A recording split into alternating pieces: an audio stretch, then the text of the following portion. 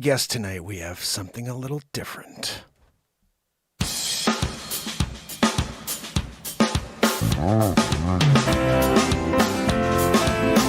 It's Tuesday. It's Mark Pyers. And it's Renaissance Man. Looking for another way. I'm here Ease to my mind and ease help my my mind and help my living. It's Renaissance Man. It's the daily variety show. Mark Pyers, Renaissance Man, and we're going right to it. I'm heading over to Zoom. We have a very special guest right now, fam and friends, Sonny Averona Jr., and I'm just going to get him to put his camera on, and hopefully the audio will be working, and we can get this puppy going. Let me put my screen on as well, and there we go. Sonny, are you there? Sonny! Oh, I need to get your audio. Let me see if I can ask you to click your audio on. Hold on one second. Let's see if I can fix that. Let's see. It's going to ask you for audio. How do I do that? Connecting. Oh, it's connecting to audio. All right, Sonny, I can't hear you right now. Let me see if I can get you to. Let me see if I can get you to say a few things. Can you hear me, buddy? Sonny, can you hear me? Sonny, can you hear me? There he is. I can't hear you now. Let me see if I can. Let me do something here. See what this is. Audio settings, maybe. Oh, wait a second. Hold on a minute. No, I got that on right. Something's going wrong here.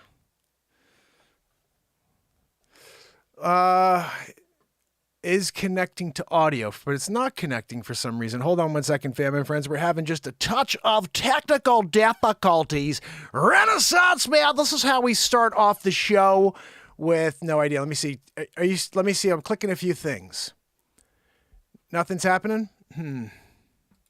Stop video chat. Let's see. Use your sign language. We're doing sign language with Sonny, guys. Hold on a minute. We got to figure this out. I don't know why this is not working. You know what I'm going to try? Oh, hold on. No, that's me muting. Let's see if I can get you. Select speaker. Audio settings. I can't figure out why this isn't working, but I can't get Sonny's audio at all.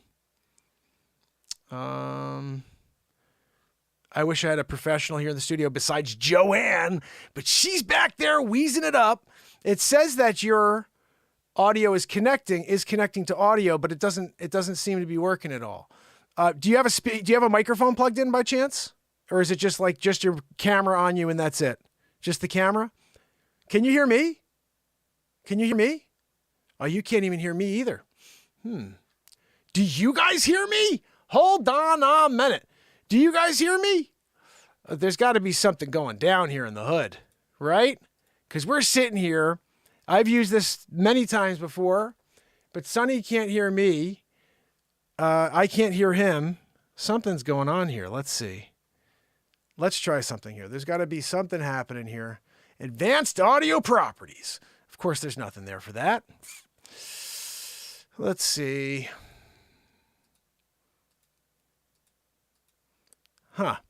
Guys, I don't know. I'm kind of at a loss here. I can't figure out why this isn't working, but I cannot get Sonny's audio to work at all through the system. Let me try something real quick. I'm just going to do this. It's going to probably do something wrong, and I'm going to try it again. What? You there, Sonny? See if I saw something. Right here. I got you. I'm right here. Yeah. Oh, my. What did you do? What did you click? Well, I had to learn real quick how to be on this type of, I told you I'm a dinosaur. My friend.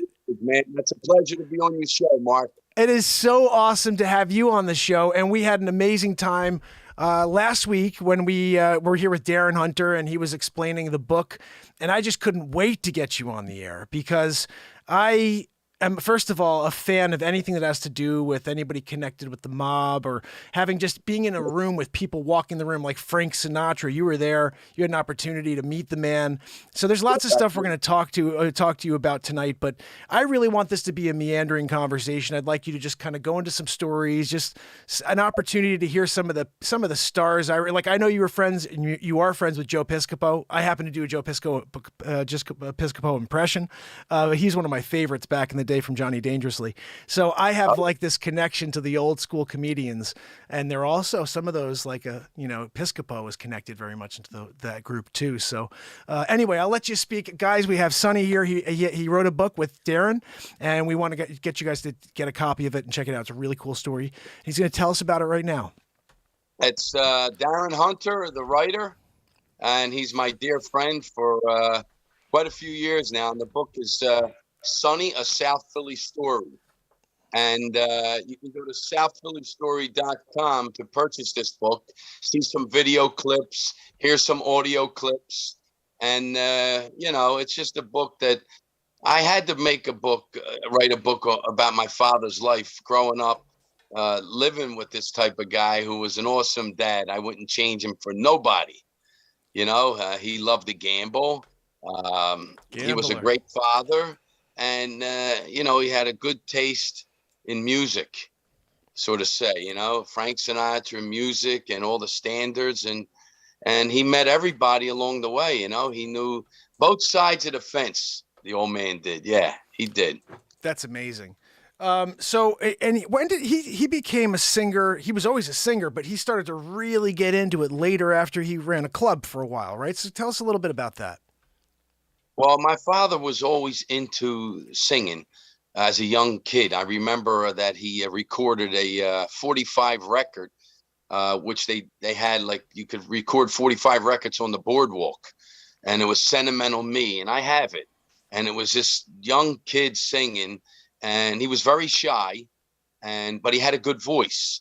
So when someone was getting married, they would invite Sonny Averona, figuring we're going to get this guy who they say always sounded like Sinatra. So they named him the South Philly Sinatra. And the old man just got into it. And Sinatra was his idol. And he had all his albums. And, he liked music. My father did anything he wanted to do.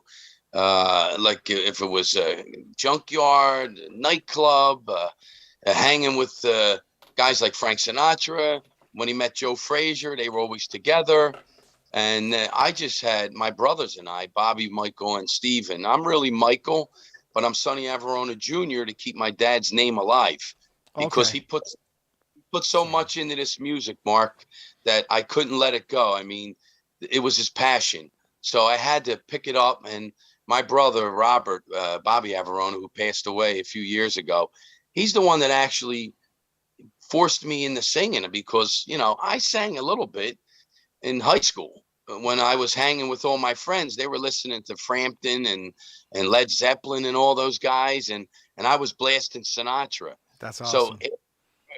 So back in the 70s, you would buy these 6x9 speakers, and then you would put the booster. I don't know how old you are, but we had these real loud systems in our car. Oh yeah. So these guys would come by playing that hippie music, and I would pull up with my Cadillac. I had a 65 Cadillac Coupe de Ville, smashed in the door, but I had Sinatra blasting in it all the time. So next thing you know, I changed a lot of these guys around into Sinatra fans. So it was just like awesome. And I was singing back in high school, but just singing along with Frank. I would listen to Friday with Frank, Sunday with Sinatra, and Sid Mark. I don't know if you know who Sid Mark was, a famous Sinatra DJ out of Philadelphia. And he's just an awesome guy. He helped us a little bit along the way also. And he was very fond of my father, because my father sounded so much like Sinatra. In fact, he told me a few years ago, he said, somewhere in the archives, he said, your father did Sinatra's 70th birthday party at the Golden Nugget in Atlantic City. Oh, wow. So I forgot all about that. So he goes, you got to try to find that film. He said all these entertainers in Atlantic City were there to sing for Sinatra. He said, and your father did it. He said, your father was awesome. And Frank really took a liking to my dad because he did his music, you know, the same songs, almost the same arrangements, really. That's amazing. You know, I actually, when I was getting ready for this, I had a chance to watch a couple of you put up a couple of videos about 7 years ago, and Right. I was listening to the tone of your voice is right there too. So you basically, I would say, have the connection to your dad that way too, where you are graced with the tone where you can recreate. You know, I talk about this with my son a lot because I'm a celebrity impressionist, so I could just basically do anything I hear, I could find it. And my son's like that with physical things. Like he could be any pitcher. Like he'll be Clayton Kershaw, and then he'll turn into like Jack, whatever. And he looks exactly like them, and he's able to physically move his body the way he sees it. And that's the way I see music. And your father and your voice, and you doing it the same way, where you hear a tone and you hit it. And that's just it's a great thing about music that some people are able to connect to. And for me too, like you, I never took lessons. Yeah, it's the ear. I can't read music, you know, but I have a good ear for it. Mhm. And you know, along the way, I picked up some of Sinatra's phrasing, and I've been told I have his overtones, and I am like a rich baritone singer. I also been told that, Mhm. and you know, I try to do the best I can, and I've been working along the years. I started out a solo with a trio, and believe it or not, Joe Frazier, the fighter, is the one who's pretty much responsible for getting me my first paying job in Atlantic City. Wow. And yeah, I was always up Joe Frazier's gym for many years, and we would rehearse there. You know, he brought down all his equipment when he was with Smoking Joe and the Knockouts. So he Mhm. had all this equipment with dust on it up in the loft in the gym. So we went upstairs, and, you know, whenever Joe Frazier did something, he did it big, you know. So he had speakers. They were the size of refrigerators, Mark. So we were carrying them down the steps. So we set it all up, and we would meet every day after we would close the junkyard. We would jump in the car and head up to Broad and Glenwood to go to Joe Frazier's gym, and the fighters would be done training, and we would start rehearsing. And it was Benny Nelson, it was Ace Tassone, Bobby Averona on drums, a girl named Lori Constantine, who learned how to play the Sinatra music, and she was great too. And we started out, and Joe got us a job. I opened up for him at the Flagship in Atlantic City, and we were booked there for 6 weeks. And you know, I was a nervous wreck, Mark, because you don't realize, you know, I tell people, people say, well, how nervous were you? I say, okay, picture you got illegal guns in the trunk of your car. You're speeding down the highway, and the state police are chasing you. How do you feel? Oh, that's not a good feeling. I say, well, intensify that 10 times. That's how I used to get when I went on stage, you know, Yeah. and I couldn't shake it. It took me a while to shake it. And now I want to show people what I could do. I've been at it for so many years, and, you know, I get up, people say I'm crazy on stage, which I am, and they feed me drinks, and I don't know what's going to come out of me. I got to watch what I say sometimes because I get crazy.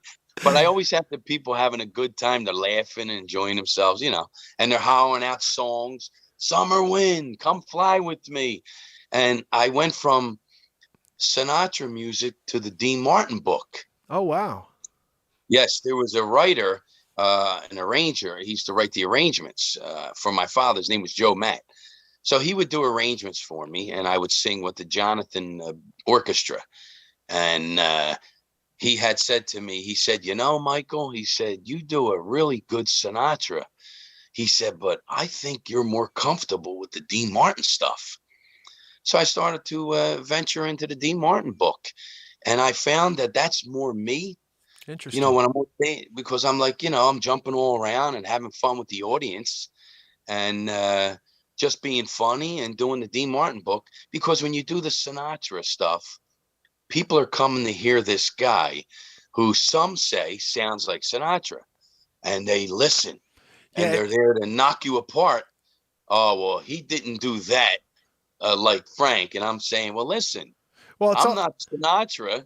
I'm me. I said, and I'm thankful that I'm able to do it in his style, you know? Well, it's interesting because with someone like Sinatra is thinking about, just think about Sinatra and the way he ran his show.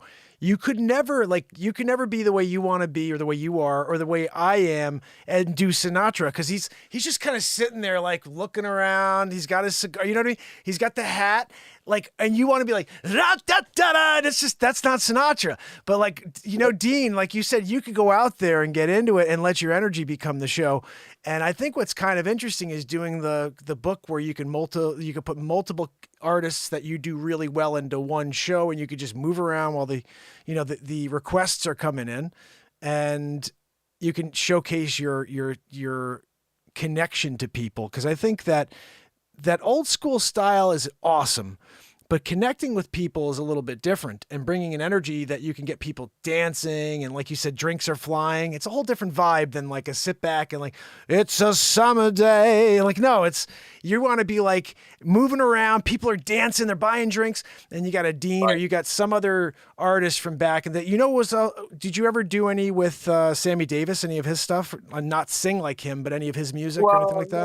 No. I have a couple of partners over the years that did the Sammy stuff. I was doing some Bobby Darin, D. Martin, Sinatra, but I'm starting to, I've been listening to a little, believe it or not, Johnny Cash. Ooh. There's some Johnny Cashes that I like to try, and I'm going to expand my horizon a little bit, but the Sinatra's where I am.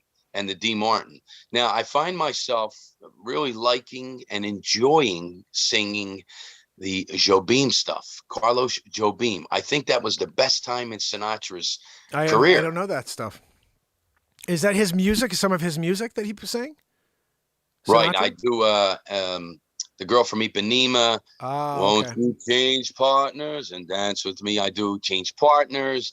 Bubbles, Bangles, and Beads, and the people really like these songs, although there are people who don't even know them. And I've been running into people nowadays, don't even know who Sinatra was. I'm like blown away. I'm going, you don't know who Sinatra is? Oh my God. Who Sinatra is? I got to send you links. You got to know this man. I know. I know. They say Elvis was the king. Sinatra was the king. You can't get better than Sinatra. Yeah.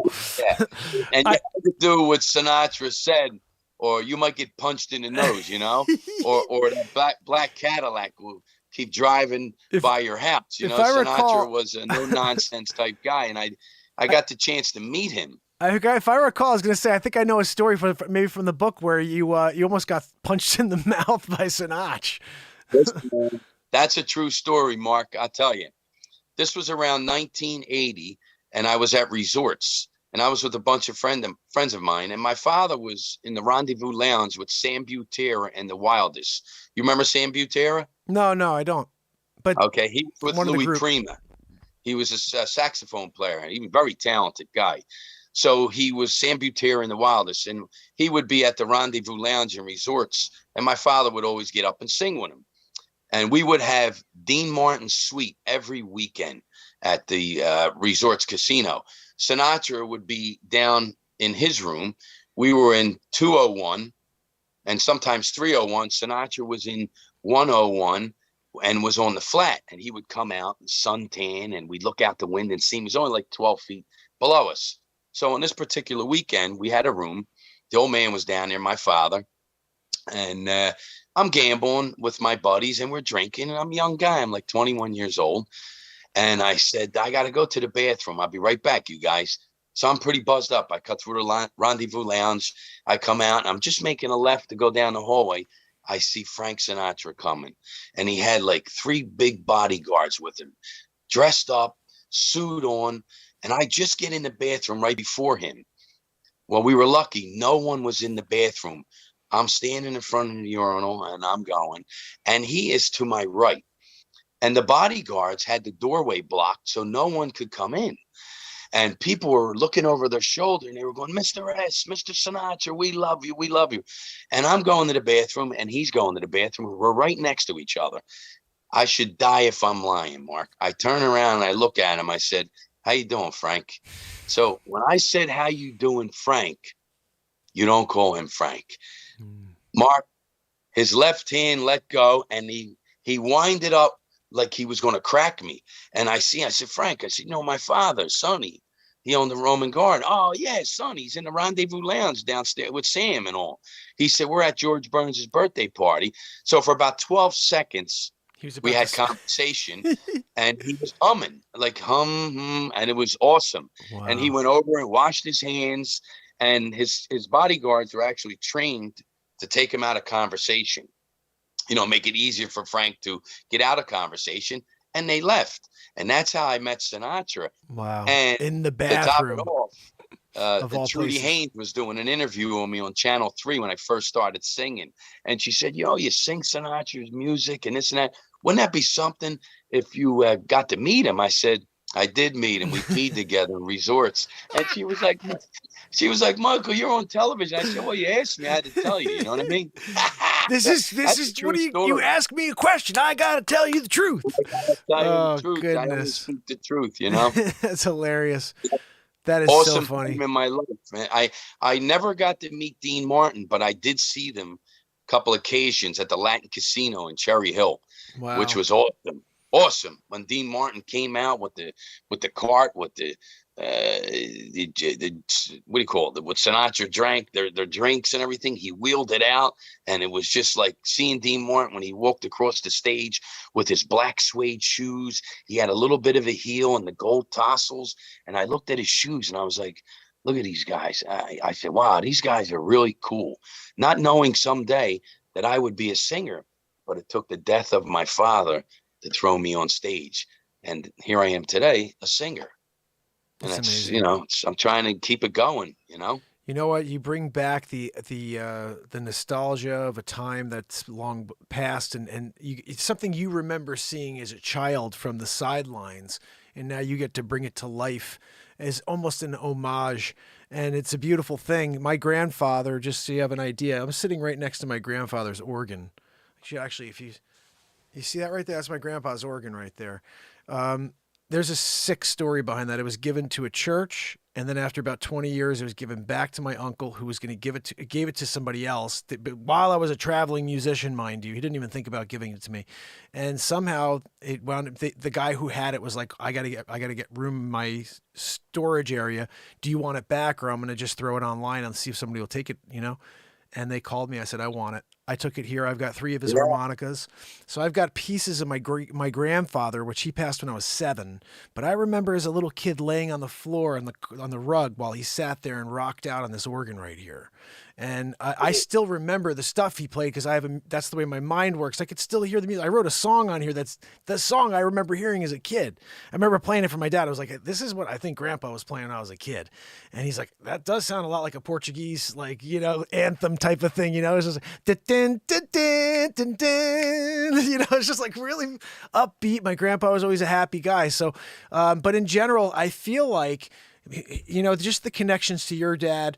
My grandfather played by ear. He could play any instrument. And now I never took any lessons. I've written a lot of songs, but it's just having fun, and it's kind of living in the moment, right? I mean, I feel like when you have a piece of music, what makes it so unique and fun is when you could step away from every single arrangement that's been done prior and make it yours in that very second.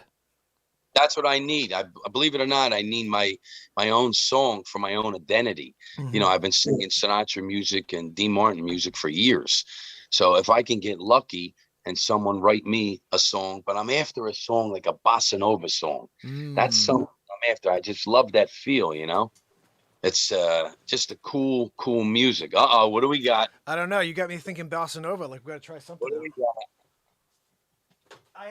I have a thing here because you may have heard, but with Darren. I heard it. Yeah, I think I have this thing I'm going to try for everybody who comes on the show. I'm going to try to write them a song for them to use for their purposes.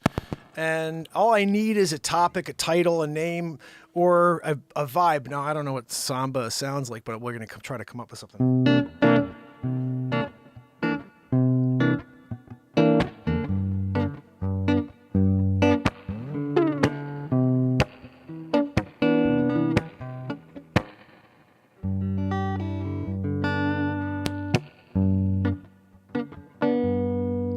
So we got to see for the vibe you're looking for.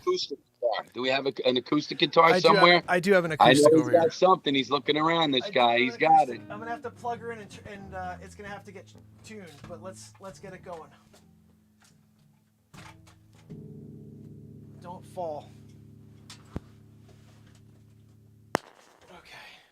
All right, acoustic This guitar. is like a live jam session here, so Oh, I don't know yeah, what's brother. going to happen. You know. That's exactly what this show is at all times. There's no script, just living in the moment and creating. And It was brought to you by SouthPhillyStory.com. that's exactly it. And by Menon. I've been bringing By Menon back to life. Do you remember that when we were younger? No. Oh, What's it called? So at the end of every single commercial, you'd be like, "Get your new speed stick, By Menon." Do you remember those commercials? By Menon. So at the end of every one of my comedies, you'll hear that. All right, I have to plug this in real quick. Give me 1 second, guys.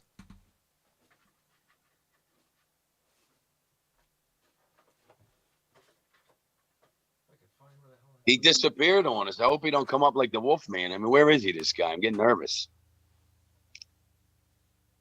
Oh, there he is.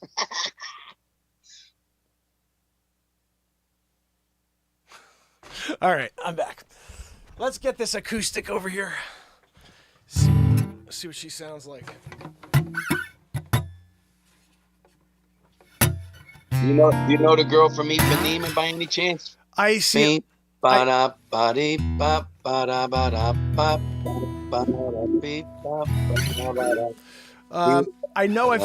I think I looked at the chords to that once. They're not normal chords. It's some random thing. So unfortunately, I don't. But what I could say is we're going to try to write something. Because it's funny, I have people ask me to play songs all the time. For example, someone said, play Wicked Game, which is a Chris Isaak song. I don't know it, so I wrote my own song called Wicked Games. It's pretty cool. And so we've did that about 30 or 40 times last year. Someone asked me for a song I don't know, and I just write a new song with that title. So what song? You want A Girl from Ipanema? We're going to write our own version, I guess. Let's see what we got. But you want to write something with your own lyrics, right? Yeah. You want to do something about the junkyard? The junkyard? Okay. The junkyard. Okay, so give me a couple more ideas about the junkyard to throw in. Junkyard. Smash cars, swinging transmissions. No, like, is it? Do you own a junkyard?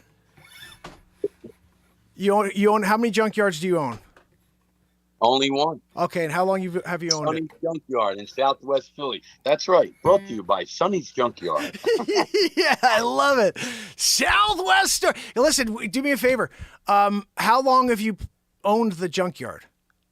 Well, it was my father's place. We've been down there since the 60s. Since the 60s. You've been in that with your dad. How old I am, but I'm in good shape for my age. That's amazing. Because that's all information for the song.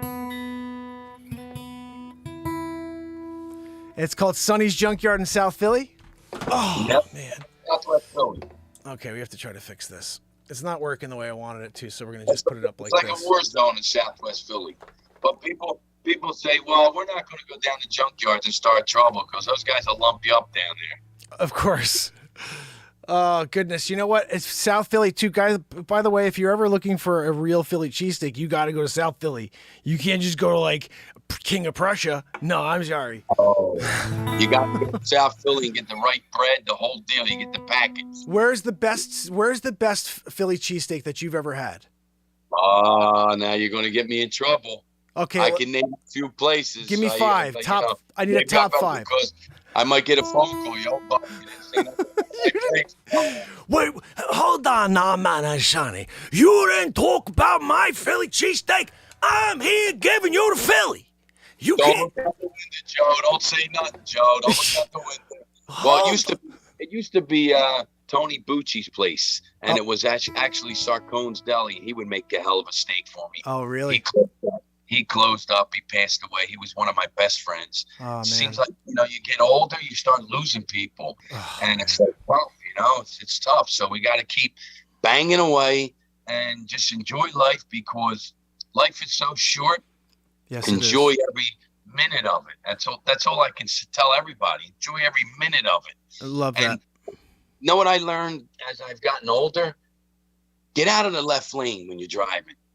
You know what I mean? If you're going to drive the speed limit, get out of the left lane. So Let true. that guy pass you. You know, when I was younger and the guy was right up my rear, I'd be like, I ain't moving for this guy. Man, I'll pull over and I'll bust him up. Yeah. So it's now you get older, it's get out of the way because you don't know. Maybe he's got to get his grandmother to the store, to the doctors. You just don't realize. So, Or maybe he's got a gun. Like, I know older, what you mean. you know?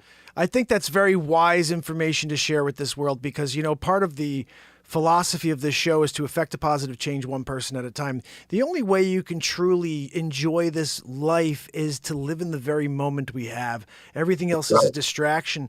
So when we start talking about what we've done wrong, we start thinking about yesterday, maybe the deal that fell apart. All those things are distractions to keep us from this very second right here. If we could figure out how to realize that in every moment and say, I know this sucks right now, but this is live in what sucks because it's only going to make what's better feel like something. We could never feel anything if we were always up here. We got to feel the downs in order for the ups to actually mean something. And so living life is, to me, it's putting these memories into hopefully a place where we actually can capture them again, because I'm seeing a lot of stuff going on with Alzheimer's that scares the freaking hell out of me. My grandmother had it. I went through it. God you know, almighty. and for instance, what you're saying is like, here's a guy, my father, Sonny Averona, who actually made it to the front cover of the New York Times entertainment section in 1992. They followed him around for 3 weeks. They were at our house at Caesars where he was singing. He was so excited that he was going to be in the New York Times and on the front cover of the entertainment section. Out of nowhere, he suffers a heart attack and dies. Oh, so it's crazy. So they didn't get a chance to actually complete the article, the story. So they called my mother on the phone and they said, please, we're so sorry to inform you that this story was of a person that was alive, so we're not going to do the article. My mother started crying on the phone. And the writer at the time, which I can't recall his name, he said, can I call you right back? So my mother waited. They called back and she answered the phone and they said, you have 3 sons. And she said, yes. She said, they said, your son, Michael, with me. Yeah. What? She said, what? Your husband let us hear a cassette of this young kid singing who wasn't a singer. And this is really how my career started. So they incorporated me in this article, in this story. I was on the back page of the entertainment section. He was on the front page, and they changed it to the life and death of a lounge singer. And here I am in a button-up shirt with short sleeves standing on the Sonny's Junkyard sign in Philadelphia. And Ed Bradley from 60 Minutes was reading it, and he gave me a show at Harrah's, and they gave me 500 tickets. And they said, give them out to everybody in Southwest Philly. And I gave them out to everybody that walked into the Junkyard door, and I had my first show. Nipsey Russell was there, and I had a crew. I had 500 people. I mean, you can imagine the types of people I have that come down to Junkyard and want to buy hubcaps and alternators. So they were all in the audience. And that's how it started for me. And I had that whole show filmed. My brother put it all together for me. Joe Frazier helped me study up the gym. And that's how it started. And then from there, I went to Showtime at the Apollo in Harlem. Mm-hmm. And they said to me, oh, listen, we don't want you going outside the place, you know, because you're white. I said, listen, I'm not white, I'm Italian. I said, and that doesn't bother me. I said, I love these are all my people. I said, I'm with Joe Frazier every day. I said, where's the door of this place? Let me go outside. So on purpose, I had my friend Joey I, he's a fighter. I had the mad German, Richie Mackenheimer. So he knew New York real good. And we were outside on the corner bullshitting with everybody. And, hey, my man, we were talking to everybody, and they were looking for me. So I waited for 11 hours to do 1 minute and 45 seconds for Steve Harvey. And believe it or not, they changed the key of the song to try to get me booed. But in my mind, I must have rehearsed Come Fly With Me. Like, how many hairs you got in your head? That's how many times I rehearsed it in one day. So they couldn't screw me up.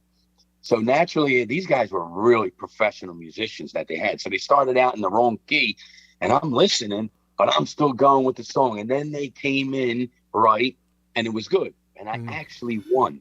Wow. But at that time, it was when O.J. Simpson, and they did a whole thing on slavery and also, and I didn't know, but they had just applause. And when it got on television, my applause was lower than his. So he won. But I had said something. They were going, hang the white man in you. I said, hey, I ain't white, I'm Italian. Hey, he's Italian. And they loved me after that. And it just was a success. So then Steve Harvey was telling the producers, listen, let's get that guy from South Philly back here again.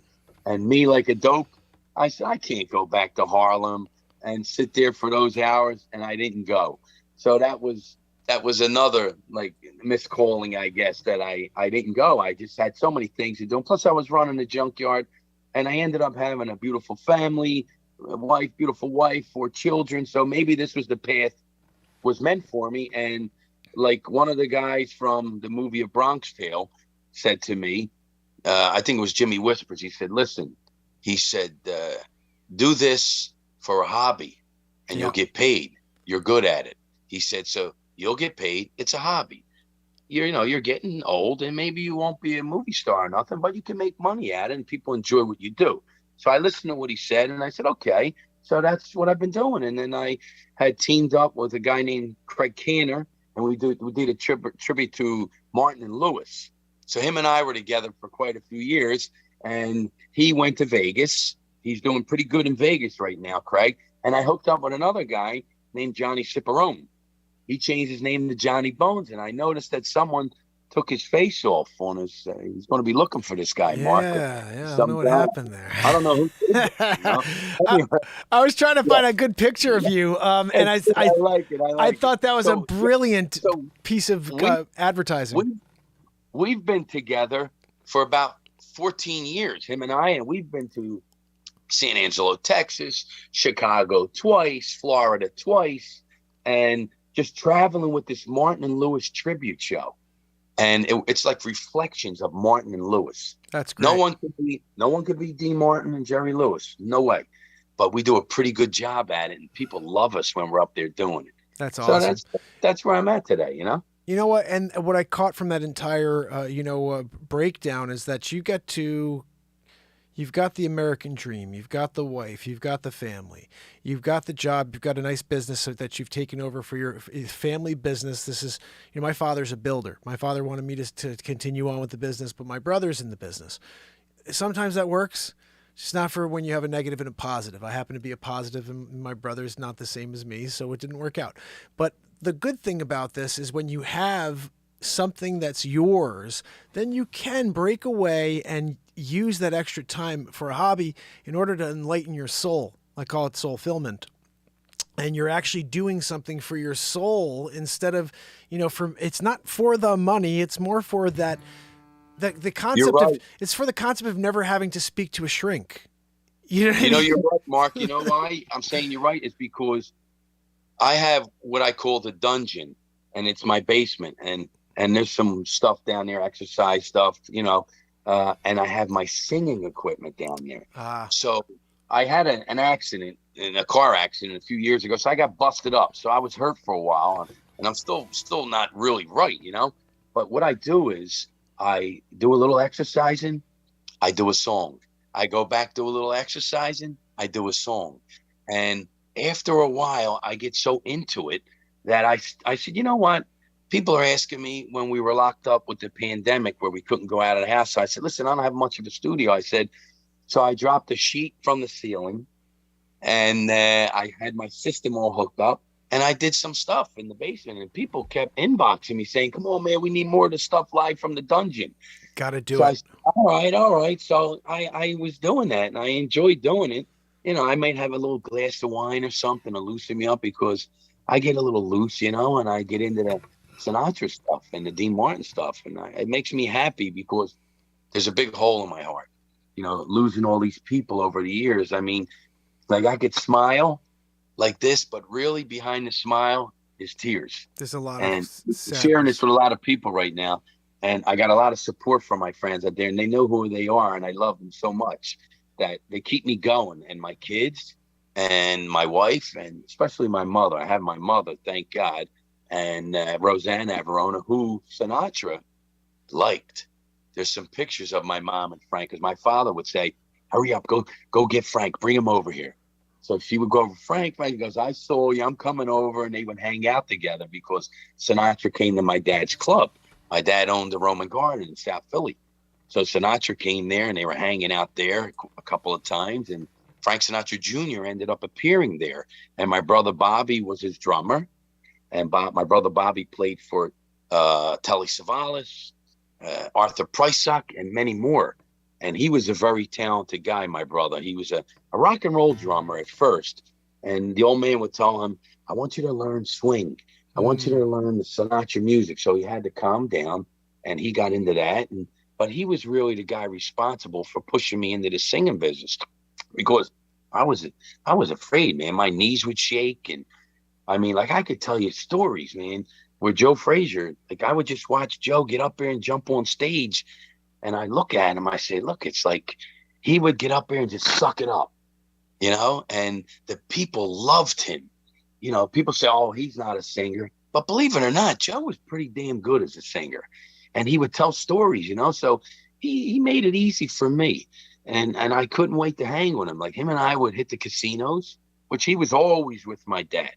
And they were traveling. They were going to Tokyo before my dad died, and they never made it. So Wow. that was kind of like a really, really, it just destroyed us when he died. And we had to figure out how to regroup and what to do, in the family. Losing your father is like, losing your father's one thing. Losing your mother is a whole nother situation. I mean, the old man used to bust you up, crack you on the head and all when you did something wrong.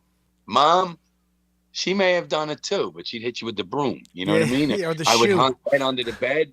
Oh, you son of a! She'd have the broom and she'd swipe under the bed trying to get you. You know what I mean? Because listen, we did a lot of mischievous things growing up. Of course, but we're not going to talk about that. No. It's really something when you go through an entire life of experiences, and as you said, you start to lose the people that mean the most to you, and I start thinking about that old it's the clown with the smile, but he's really crying behind, and because life is so hard, and nobody realizes, they all think it's out of like a movie and everything is meant to work out, and it doesn't ever happen that way. In fact, it almost seems like everything's always going the opposite of what you'd expect in order for you to be challenged through this entire process. It's a roller coaster ride. So what I think is interesting about Frazier is that he understood that in that moment, all that energy was being given to him, and he knew, you know what? I'm going to live this moment and enjoy it, because the roller coaster goes the other way soon. You know what I'm saying? And so he was always able to take that second in. And now you're getting there. So at first you were saying, I'm nervous to jump into that. But once you and I, because I was the same way, I didn't pick up a guitar till I was 18 years old. And I didn't know I could do something, but I said I'm going to do it. I didn't say I want to. There's a difference between saying the word going or saying want. You or I will or want. Two totally different vibes. You know what I mean? And when you were determined, I'm going to. Yeah, and you too. You too. Like, so you're like, I'm going to bring this essence out. The thing that I saw, I used to watch I'd sit there and have a glass of wine, and I'd be watching my father up there doing it. And now I can give that same experience to a youngster. I can give it to some couple that's there enjoying a dinner and feeling that same nostalgia from both sides of the aisle. You were out sitting down, now you're the one doing it. And jumping in head first, there's a confidence that goes along with that. I call it, failures doesn't really exist. It's like if you quit, you fail. But every time you do something, you should try to fail in order to find out what you're good at in life. And that what you figure out you fail at, you just suck at those things and just focus on the things you're good at. But failure only occurs if you give up on self. And I think that that's the hard part, when you lose the people that really have lifted you up and the people that give you the joy, and then they're no longer there for you. Where do you find the happiness? That's a good question, especially, as you move further into this existence, you start to become closer to all alone, Right, right. which is weird. And like in my situation, someone gave me a prayer years ago. It's a Sacred Heart of Jesus prayer. And I'll tell you, Mark, this prayer has never failed me. I don't know who gave it to me. It's just like if I say it for somebody, if I fumble, it's not going to work. But if I can say it straight through, it's like 100%. It just never pray for wealth or winning in the casino, anything like that. It's just for something good.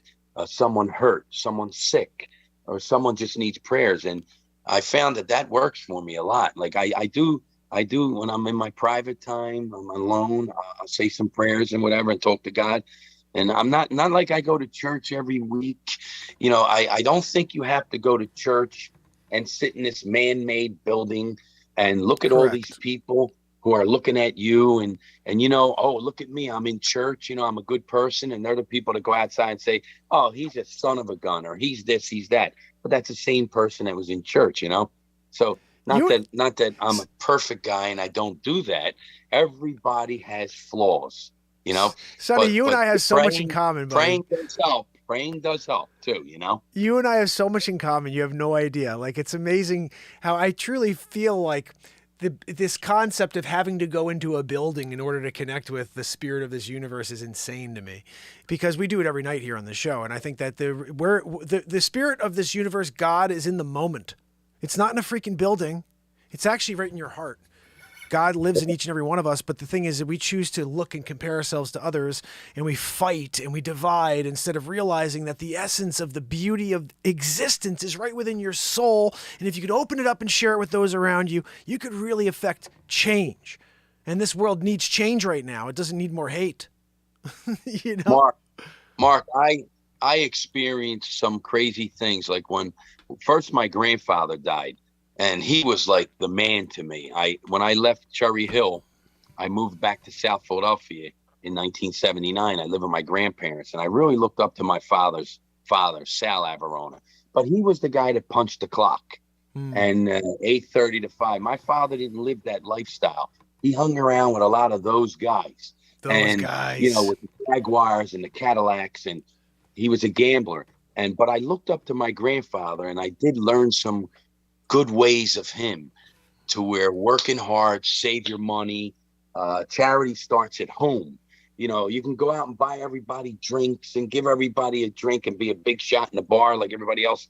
But charity starts at home. Like my daughters and all, and birthdays. And, you just got to do that, whether you have money or you don't. I mean, let's face it, you're taking all my money.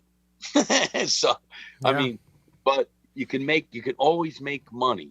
You know what I mean? You can't make, what can I say? You gotta, just keep your loved ones close to you, and they're the ones that you can count on, because they're always going to be there for you. And they supported me a lot. And my one daughter, Francesca, believe it or not, came out of nowhere, and she's a singer. Wow. It's like, I'm saying, Dad, Jesus God. I said, how'd you learn how to? I don't know, Dad, I can do it. And she started doing all these songs. And now she's at my mother-in-law's restaurant and my brother-in-law's restaurant, G and Nina's in Woodbury. You'll catch her in there. I mean, like, she's doing Whitney Houston, just like Whitney Houston. It's a family gift. Facebook, and people from New York are writing songs and giving her songs, and it's just like, look at this, and it's unbelievable. Wow. But I've had my family, my father's uncle, his name was Johnny Averona. He went by Jack Hunter, and he sang with the Elliott Lawrence Orchestra in the 40s.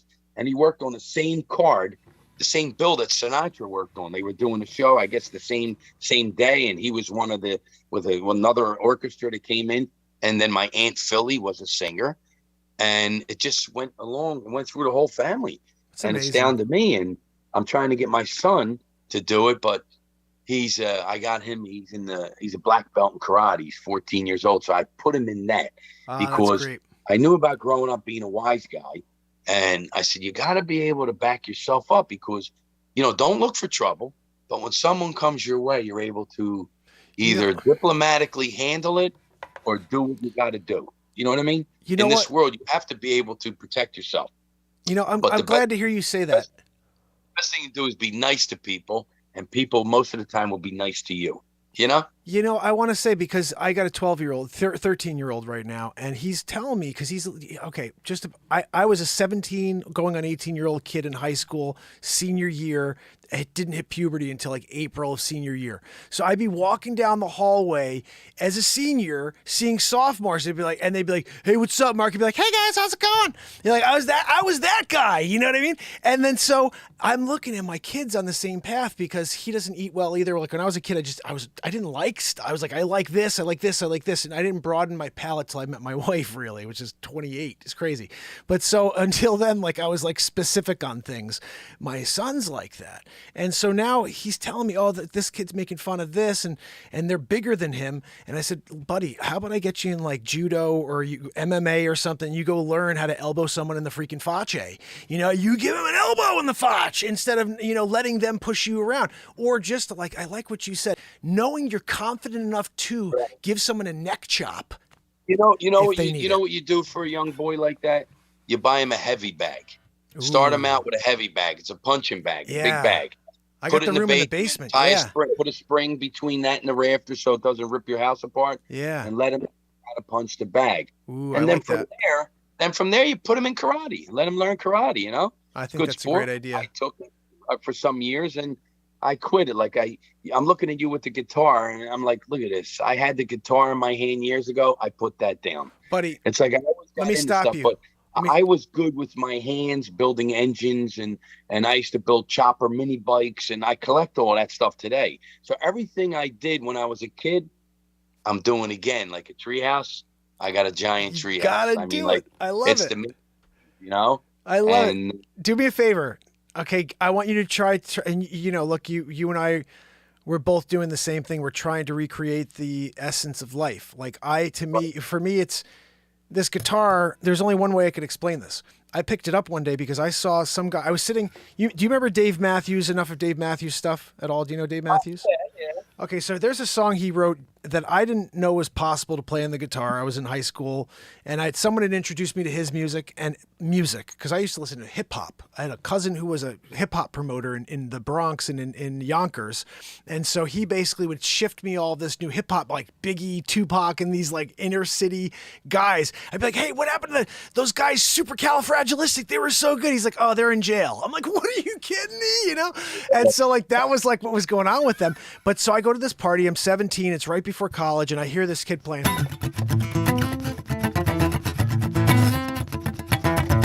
So it's this like song called Warehouse, and I just was like, everyone's sitting around, and he's playing it like well, and so I was like, I just started singing it, and I never sang in front of anybody in my life, but I was like, there's a room, there's a song, I know the song, and I was just like, oh my friend.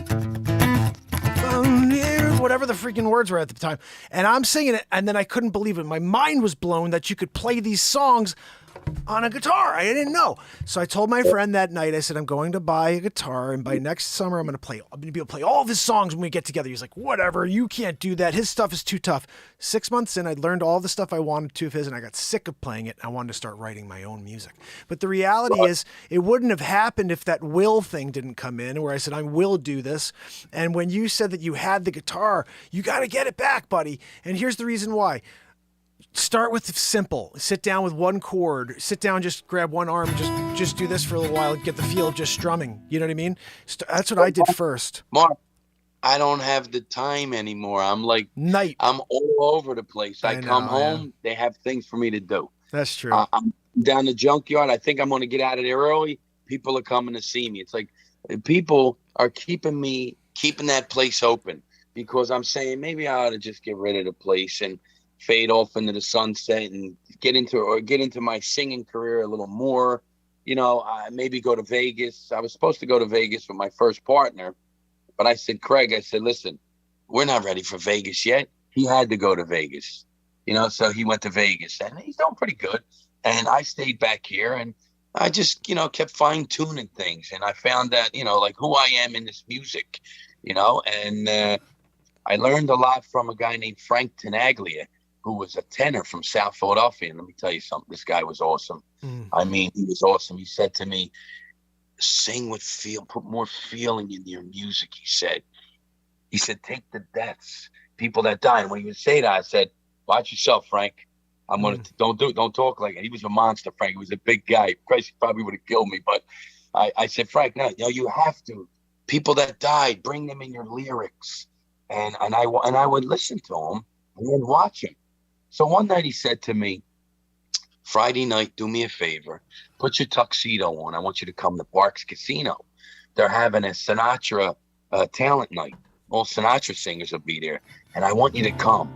You'll win, he said. I said, Frank, he said, please. As soon as he said please to me, all right, no problem. Friday night came, I got the tuxedo. I drove up to his house, picked him up. We go to Parks Casino. All these singers are on stage, and they're at the 360 Club. It's in Parks Casino. So they're singing. I get up and sing. I win the contest. And the guy before me was a young guy who sounded pretty good. So they gave me the gifts and everything that I wanted. I said, ladies and gentlemen, I said, thank you so much. I'm honored to take these gifts, but I'm not going to keep them. I want to give them to this younger guy. He was like 26 years old. I said, he has a whole future in front of him. And the guy was like, really? I said, yeah. So I gave him the stuff. And that's the kind of guy I was that night, you know. But for Frank, I went up there and I won that contest for him. And Nice. It just, you know, just being around these talented guys, I learned a lot of stuff over the years. Like even getting back to Frazier, you know, I learned a lot from Joe, you know, about entertaining, about people, you know, and he always would talk about the Lord. I mean, we traveled around, me and Joe, all over Connecticut. I would drive his limo. In fact, one night we're in Atlantic City and Craig and I were working for him. We opened up for him. So we got his limo. Now we're all drunk. So we're driving around Atlantic City and Joe Frazier's in the back. He's drunk. He's passed out.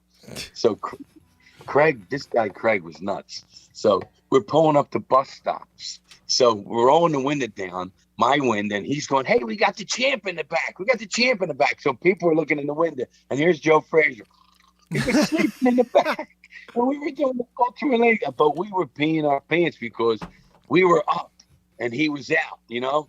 Not that he was knocked out, Joe, but he was, you know, we would party. You know, Joe would make you drink man or a mouse. And he would get Cavassier and Harvey's Bristol's cream, and that was his drink. And he would go around the bar, and he would say, you a man or you a mouse? He would take all the drinks and mix everybody's drink. He said, now drink. And everybody would have to drink them down, or he would look at you and scare you. You know what I mean? Because when Joe Frazier looked at you in the beginning, when he was real big and muscular and all, people were afraid of him. I mean, I have to be honest, and I'll say this right here on this national live program, that I was kind of a Muhammad Ali fan in the beginning because I used to listen to Muhammad Ali talk bad about Joe Frazier, calling him a gorilla and calling him all these names, and he was mean and this and that. So when I looked at Joe, I said, God, he is mean looking. So I would kind of follow Muhammad Ali until I met Joe Frazier, and I met the person, the man, and how I met him was down the junkyard. And that's another story I can tell you if you want. So when I met him, I just realized that this just giant of a guy had a giant heart, and he would give it to you. Oh, wow. You know what I mean? He would give it to you. He was just, to me, no disrespect to Muhammad Ali, as Joe would say it, he was a great world champion. But I think all that talk was because he might have been afraid of Joe Frazier a little bit. You try to talk with your mouth. Joe Frazier didn't talk. He talked with these. You know what I mean? And he would say, I'm going to kill him legally. I'm going to kill him legally. Wow. And there's some story. I got a lot of stories about Joe. I could share a couple with you. I can give you a good one if you want right now, Mark. We have time? Yeah, absolutely. Guys, you don't know this, but Sonny was the pallbearer for Joe Frazier. So this isn't like he's just talking about some random guy he knows. Joe Frazier, who was one of the greatest boxers of all time. He's a very, very, very good friend of Sonny's. And he was, privileged to be able to put him to rest after years of friendship, which started basically what he's about to tell us here at the junkyard. I was with him, believe it or not, on his dying bed. I sat on the bed. I brought him a blanket with Jesus on it. It was blessed. I put it on him. I gave him that. My mother-in-law gave me a bracelet with all the saints on it, and he put his wrist up, and I put it on him. and Denise was taking care of him at the time. And, I couldn't get him on the phone for about 4 or 5 days before he died. I'm saying, so I get Denise. I said, Denise, where is he? She goes, Bo, it isn't good. They called me Bo up the gym, I said, what's the matter? She goes, it isn't good. But I said, I'm coming up. She goes, well, he doesn't want to see anybody. So I said, wait a minute. He didn't single me out, say he doesn't want to see me. She goes, no, Bo, he never said anything about you. I said, well, you tell him that I'm coming up here tomorrow, 1 o'clock. So she went in the room and came back out. He said, I'll see you tomorrow. Okay. So I get up there and I go in the hotel where he was living at the time. And I open up the door and she goes, he's in the bedroom. So I go in the bedroom. There's Joe Frazier laying in the bed with a blanket on him. And he was peacefully laying in the bed. And I looked at him and I banged the bed and he opened his eye and he looked at me. I started crying. I mean, I was crying, Mark. He looked at me, started crying. And he goes, Bo, don't do that, Bo. And he stuck his left fist up in the air. Like, don't do that. Don't do that. And I couldn't even talk. And I was like, I said, wait, Joe, wait. And I started to like suck it up. I said, come on, man. The man's got to come out and we stop his shit, Don't do this, right? So Denise came in the room and opened the door and looked at me and looked at him. She goes, I knew this was going to happen. I knew this. And she pointed at him and goes, he won't eat. And I said, you won't eat? Go get him food. He's eating. I said, get up. And he pushed himself up and leaned on the backboard of the bed. And I started to feed him. And he was like almost choking, eating his food, but he ate for me. And I said, Joe, you're going to eat. So the next thing I do was take my phone out and I had some pictures of girls on there because me and him always used to like show each other, because he was like a hound, he loved beautiful women. We all do, that's why I married one. So I turn around and I show him. Now he's on his dying bed, Joe, and I'm showing him this girl. And he had a glass eye. Not a glass eye. He had the lens put in his eye. So I could always tell that lens was adjusting. So I watched his lens adjusting and he went, oof, that's a truck. It's an 18-wheeler right there, Bo. And he looked at it and he goes, all right, close that phone up. So I shut the phone because I just wanted to get him perked up a little bit, So we talked. And after he ate a little bit and drank a little and all, he was okay to talk. And I left. And about 2 days later, he was gone. But that was, it was so sad to me because I lost another guy, like another tight guy I lost so many of these guys in my life that I was tight with. But I learned a lot from them. And I thank God that I had the time I did. I didn't even realize, Mark, what I had with Joe Frazier. We hung in the bars. We would go to the 9M bar. It was my father's bar where he hung, a 9M bar. And everybody was in there on Saturdays. And Joe would come. We would arm wrestle, drink, arm wrestle. Sinatra was playing. We were singing. We were having a ball. And this went on for many years, over 10 years. And my father and Joe hit all the casinos. And Joe would be at every one of my dad's shows. And the old man would say, get a spotlight on, ladies and gentlemen, heavyweight champion of the world, Smoking Joe Frazier. And he would stand up. Joe, what do you want to do? You want to get up here and sing a song? I don't know. The people want him. Yeah, the people would go crazy. And they would get up and they would do My Way together. It's on YouTube. You can look it up. Joe Frazier and Sonny Averona, My Way on YouTube. And I'm going to send that out. I'll send that link out to you guys. The lyrics were changed. Paul Anka wrote My Way for Sinatra. But when Joe Frazier beat Ali in 71, when it counted, not the other fights, 71's the one that counted. Okay? Paul Anka changed the lyrics to My Way and wrote them about him and Muhammad Ali. Interesting. Okay? It's awesome. And you have that? That's the one that you're saying? Is it they changed the lyrics? That's the one you're talking about? That's on YouTube? It's on YouTube, yep. I'll have to check that out. That's amazing. You go to YouTube, you just go on YouTube, Sonny Averona, Averona, and you can see all my dad's videos. And if you put JR at the end, you'll see my videos. Yeah, guys. I had a television show in Atlantic City for 28 episodes. It was called The Sonny CC Show. It was a variety show, and me and my first partner, we just were having a ball with it. It kind of got screwed up after a while, and then we lost it, but we had it for 28 episodes out of Atlantic City. I was awesome. having a ball, man, Wow. But You know, it's This is what interesting happens in about life. of course, but you get to experience it, which is still something to look back on and reflect. But what's interesting is when you see someone like Joe Frazier, I think the reason why you broke down is not just because you loved the man and you had a friendship with him, but also to see someone who was a Goliath, somebody who you first saw the very first time and you had fear for because you'd heard so many stories, to see them in a weakened state where they're literally weaker than you. That was tough. That was Mark, that probably a was tough. big thing, you know? Like I can There's a imagine. guy that I'm telling you, his shoulders were giant. He was giant. And he was big.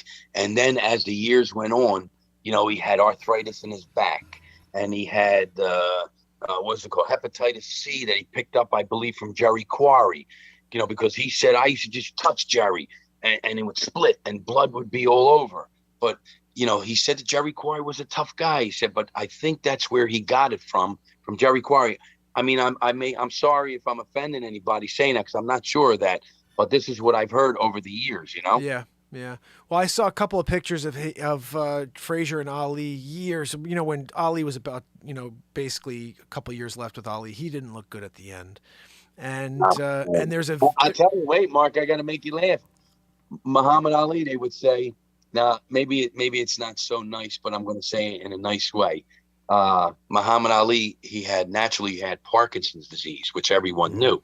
But Joe Frazier would go around and say he don't have Parkinson's disease, and Ali could be right here in the room with us. He's got left hookitis. That's what he's got, left hookitis. And Muhammad Ali would look at him and go, he would bite his lip like they were going to get each other. Yeah. Joe would look at him, and you know, it was funny to see these two guys because I was with them so many times.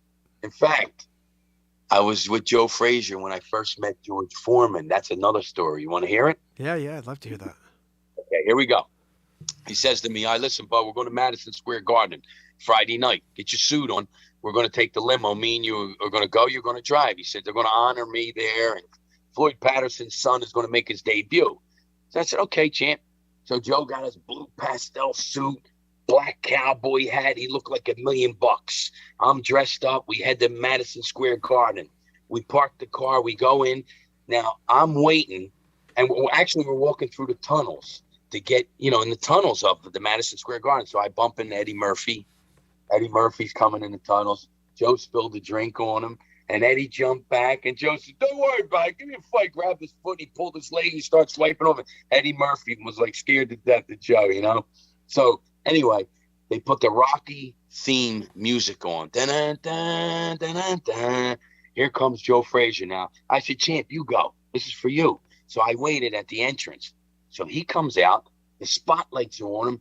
Thousands of people are everywhere because they knew Joe Frazier and all these other fighters were going to be there. So the lights on him. He's supposed to go up and get in the ring. He makes a right, and he runs behind the bleachers. He starts climbing the bleachers. Now I run out there and I see him. I'm telling you, these bleachers had to be 50 feet in the air, the back of him. He goes all the way up the top. And I'm saying, I'm not going to be able to catch this guy, man, if he falls, because, I mean, he's a solid monster, this guy. He's gigantic. So he goes up, he puts his left up, the camera finds him, and the music's on, and the camera's on, the music's playing. He comes back down. He gets me, and he goes, come on, let's go up in the bleachers. I said, Joe, the bleachers? That's where we're going. We're nobody special. We're sitting in the bleachers. I said, champ, come on. No, come on, Bo. We go sit in the bleachers. Now everybody's hanging over our shoulders. They're coming up with magazines, Time Life magazine with Ali and Fred. Joe, please sign this. And they're all over. So I'm looking at all these people, and he can't even get a break. So I called security. I said, come here. I said, listen. He goes, what are you doing here? You don't belong over here. I said, champ. The guy said, champ, you don't belong here. Now, you ready for this, Mark? We start walking down. George Foreman sitting by the ring. And he goes, there he is over there. He starts going, I'd like to get that grill and break it over his freaking head, he said. You know, the grill that George Foreman had, and Joe didn't get no grill. You know what I mean? He got the grill. So that's when he introduced me to George Foreman. So he said, say hello to Sonny, Frank Sinatra. He's calling me Frank Sinatra. No, Joe, Sonny Averona Jr. It's Michael. His name's Michael. He's trying to tell me, I want you to sing other songs. If I had a hammer. I said, Joe, I'm not singing that kind of music.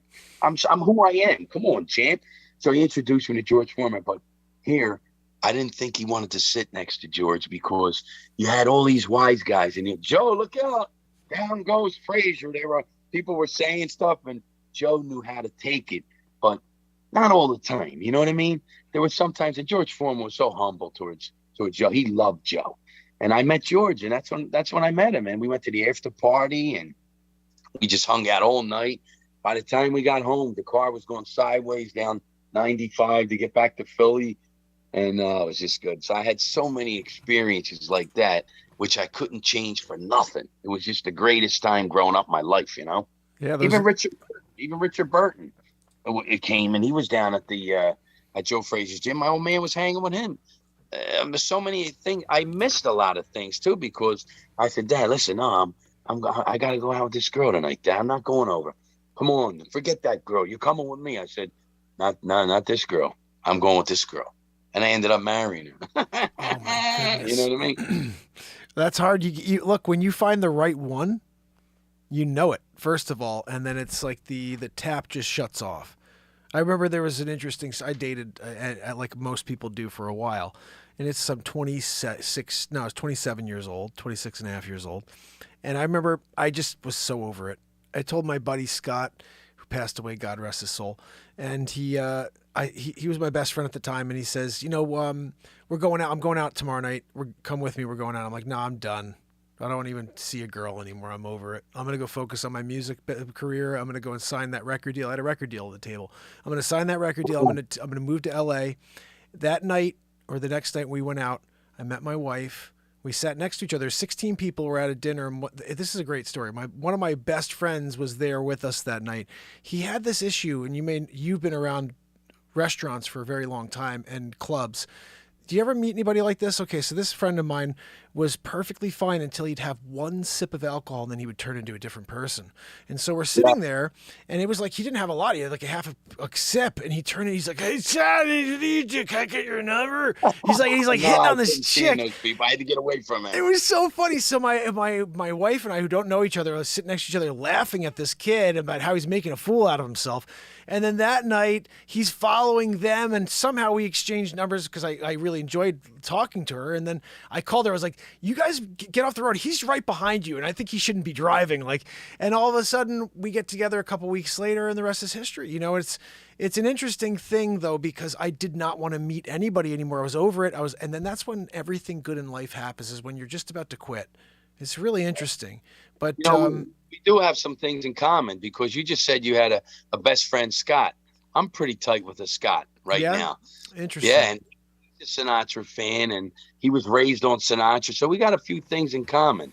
This guy Scott, and I went to school with him, and all. He's a good guy, not an entertainer or nothing, but he is an entertainer. I mean, he's a funny guy. So Scott, my Scott, yeah. Well, I think the interesting things. I mean, so I'm someone who always tries to look at the positives, and in general, Scott was. At the time, I've had this about 5 times in my life where you think someone's a friend and they wind up not being a friend. Scott was one of those guys, but he was, and he spoke at my wedding, by the way. But he wound up being kind of a little bit of a backstabber, which I found out later. And then one day I found out, I hadn't talked to him in years, and I found out he had passed away. But because he got involved in some, drug stuff, and it didn't go well for him. That's the ruination of the world today. Believe it. But I do say, even though he wronged me, like I'm over that in life. Like I feel like in life you have to be able to look at things for what they are, and you have to give everybody the benefit of the doubt. Most people, there's a great lesson or life lesson I heard. There's a bird flying. It's just about to turn into winter time. The bird's supposed to fly south, but just hanging out in the trees, having a good day or whatever. All of a sudden it gets a little too cold. The bird's trying to fly, and the wings freeze. It falls into a field. Well, some freaking cows, walking by, poops on the bird. Okay. Now the bird's there underneath this hot poop. Doesn't die though, because you know what I mean? It's like you got a warm poop and it's like 20 degrees instead of dying. So this bird's actually really pumped. It's sitting there. Warm poop. Warm poop. It's tweedledee eating it, right? Tweedledee. All of a sudden, a cat's walking by. Here's the bird tweeting. Cat goes through the poop, eats the bird. What's the moral of the story? Not everybody who throws poop on you is your enemy. And not everybody who is going to be your friend is really your friend. So, and then the last thing is, if you're in a hunk of crap, keep your mouth shut. This is and I'm not saying it correct fully, but it was something like that. And the end was, It's true. Not everybody who does something wrong to you is really evil and wants to wrong you. They're just maybe making a decision that harms you in a way that's not productive to society.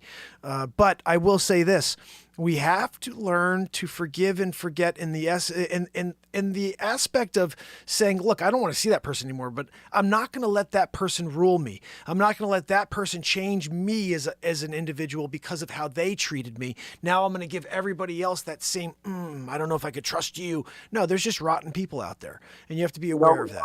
You know what I say, Mark, in life now? I say, I can't live my life trying to change yours, but I will try.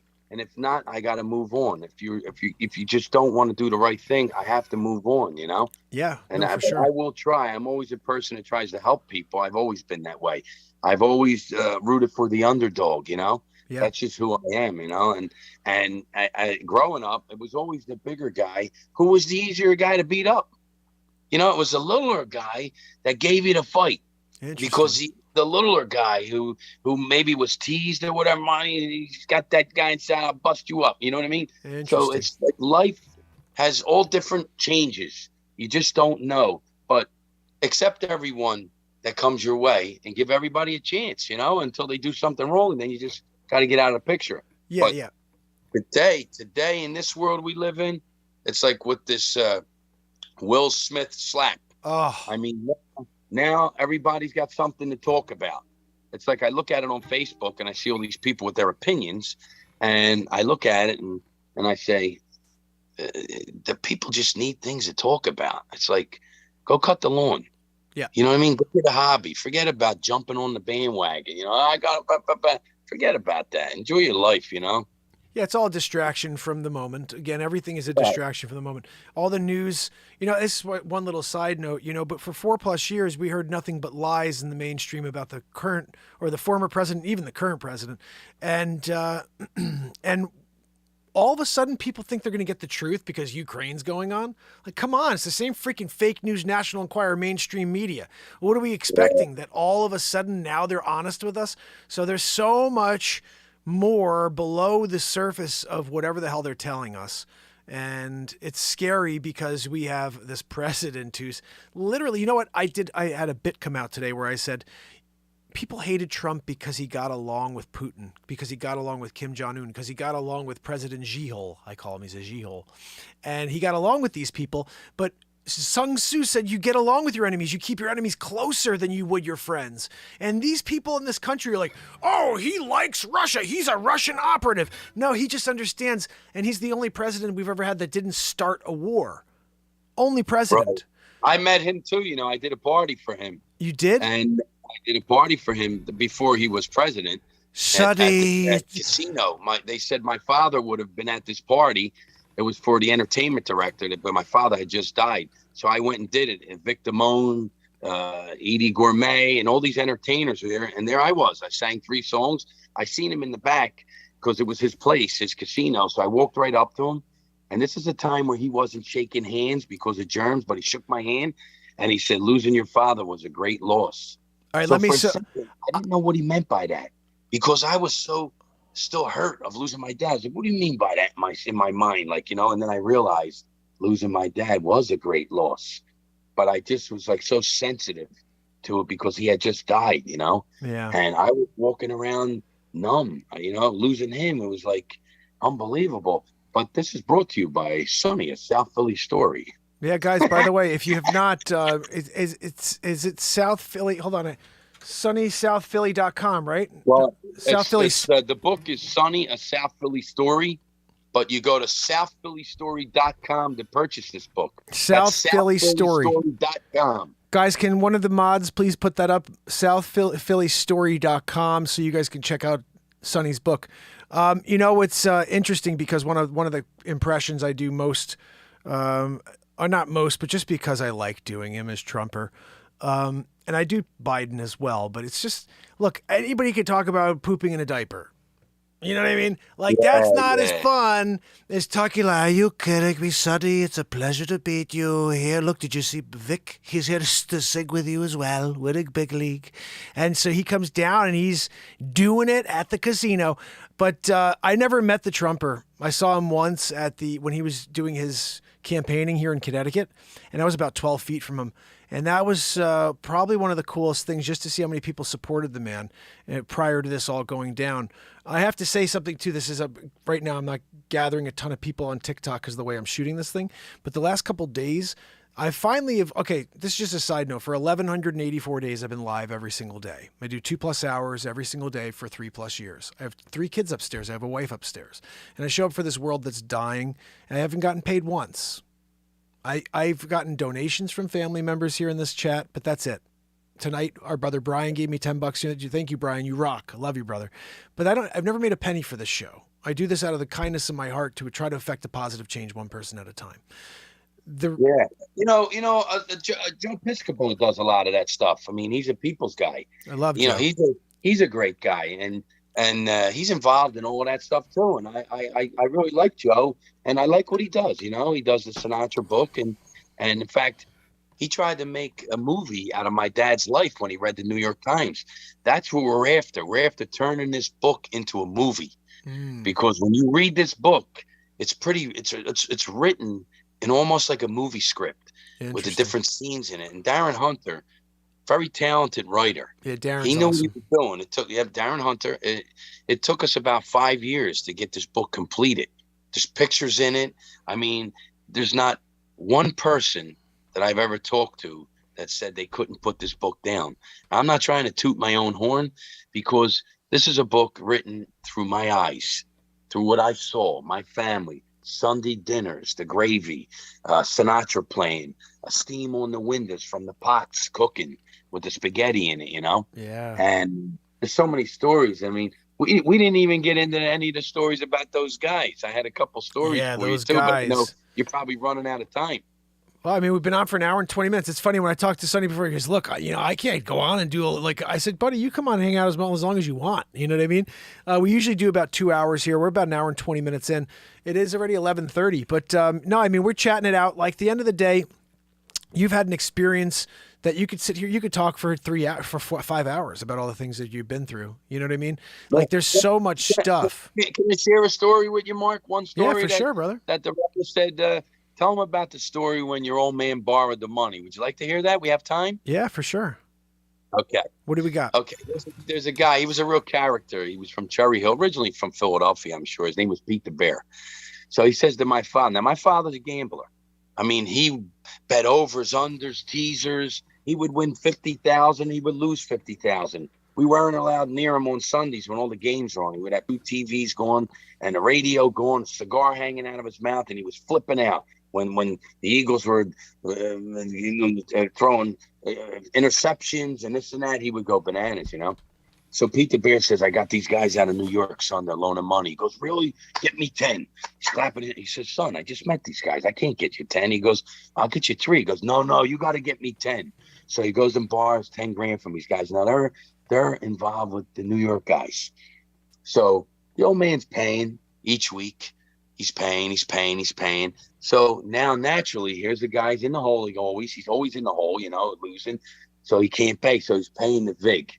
You know what I mean? So that's like renting their money. So Pete the Bear would say, son, you got to pay these guys. I mean, they're coming down on me, I can't listen. I give these guys, I can't do it. I mean, I got 3 mortgages and, he was crazy, son, you're going to get me in trouble with these. Look, let me get the book out. He would pull the book. You see this? He's going, I gave these guys their money every week. I borrowed 10.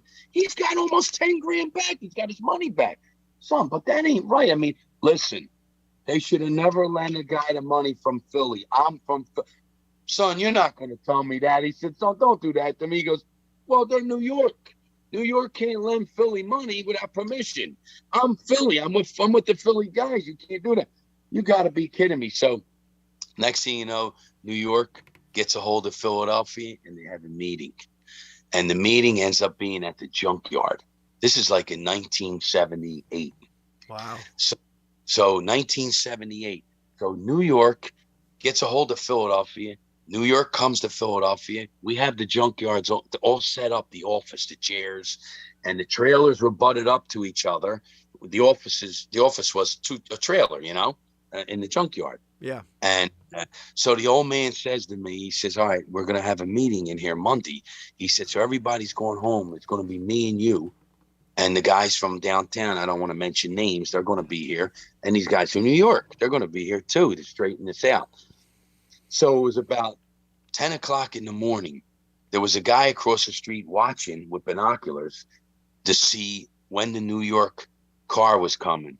So I was wrong. It's a 1980 Seville, because that's when Cadillac had the Seville with the slant back. Okay. Comes to the light. It's got the New York plates. So our phone rings. The old man picks it up. Son, they're here. So the old man goes to the gate, opens up the gate to the junkyard, waves the guys in. They pull the Cadillac in. The old man locks the gate. Now, they don't know I'm in the other trailer. I got this. The old man gave it to me. He goes, listen to me. Whatever happens, don't shoot anybody from Philadelphia. You understand? And I'm going, Dad, yeah. He goes, if something happens in here, shoot the guys from New York. He tells me, I'm a young kid. So now my father's telling me what I got to do. I'm ready to do it. It's no problem, because that's my father. Somebody's going to hurt my father, they're done. Yeah. I don't care about anything. So I'm watching. The curtains were set up. So I see the old man had the chair set up where he was going to sit. The Philly guys would sit. The New York guys would sit. So I had the whole room in my view, and I'm watching. So the old man's wiping his forehead a little, and the Philly guys are talking for him.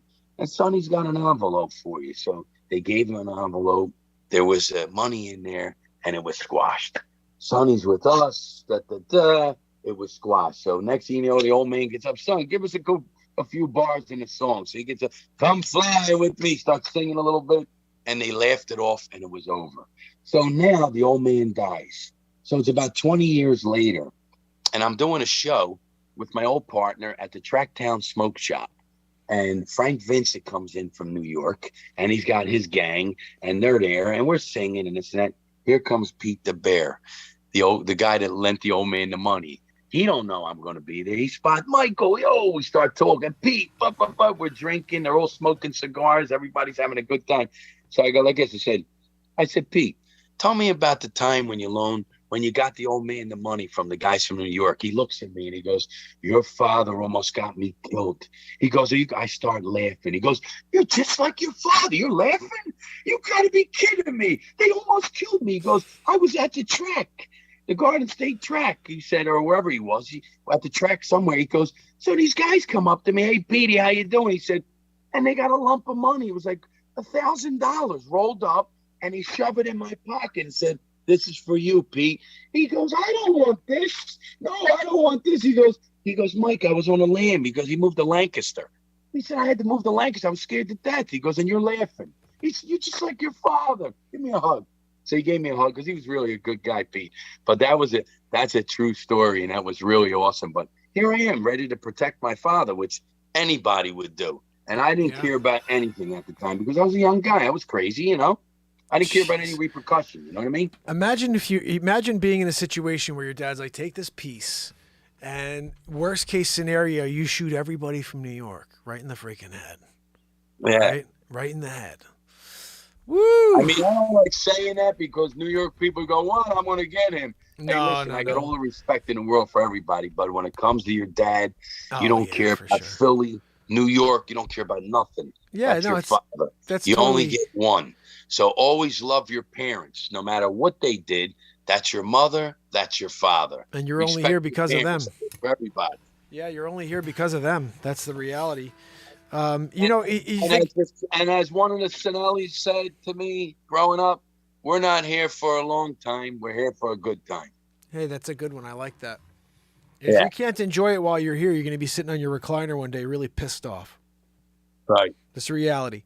That's why I don't put the TV on anymore. I put on my own show, because I'd rather put it all out into this universe so I don't have any regrets as far as, sitting down and feeling something negative. I can't stand what they do. All the television channels are intended to distract us from happiness. Right. You know? You'll catch me home at night watching a Rifleman. The Rifleman. Ooh, there you go. The Rifleman, or Dean Martin and Sinatra performing. I'm on YouTube all the time, learning different things, picking up different ways, just watching, how cool these guys were and what they had. And it's just like, to me, I love it, and I'm going to do it until I can't do it anymore, Listen, brother, that's how you're going to find your joy for the rest of your life. And if you guys are all out there not doing something for yourself, it doesn't mean you got to go out there and sing. It doesn't mean you have to go out there and write music. You should go out there and find a way to express yourself. It could be writing a poem.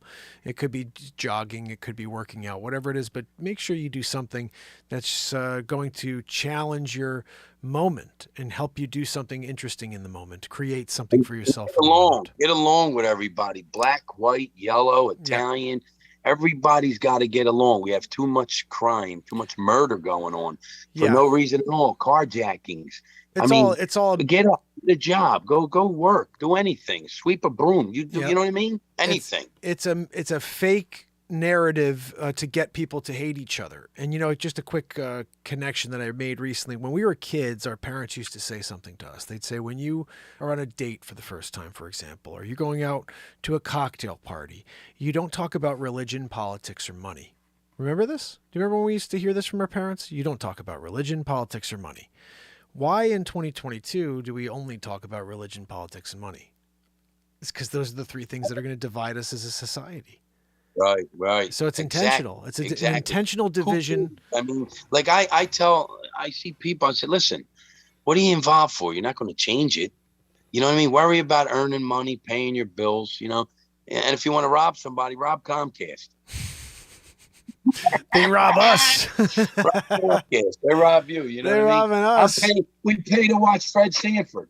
How do you like that? You turn around and get Sanford Fred Sanford on, which I always love Fred Sanford. Oh, yeah. But I'm saying you're paying $280 to watch reruns.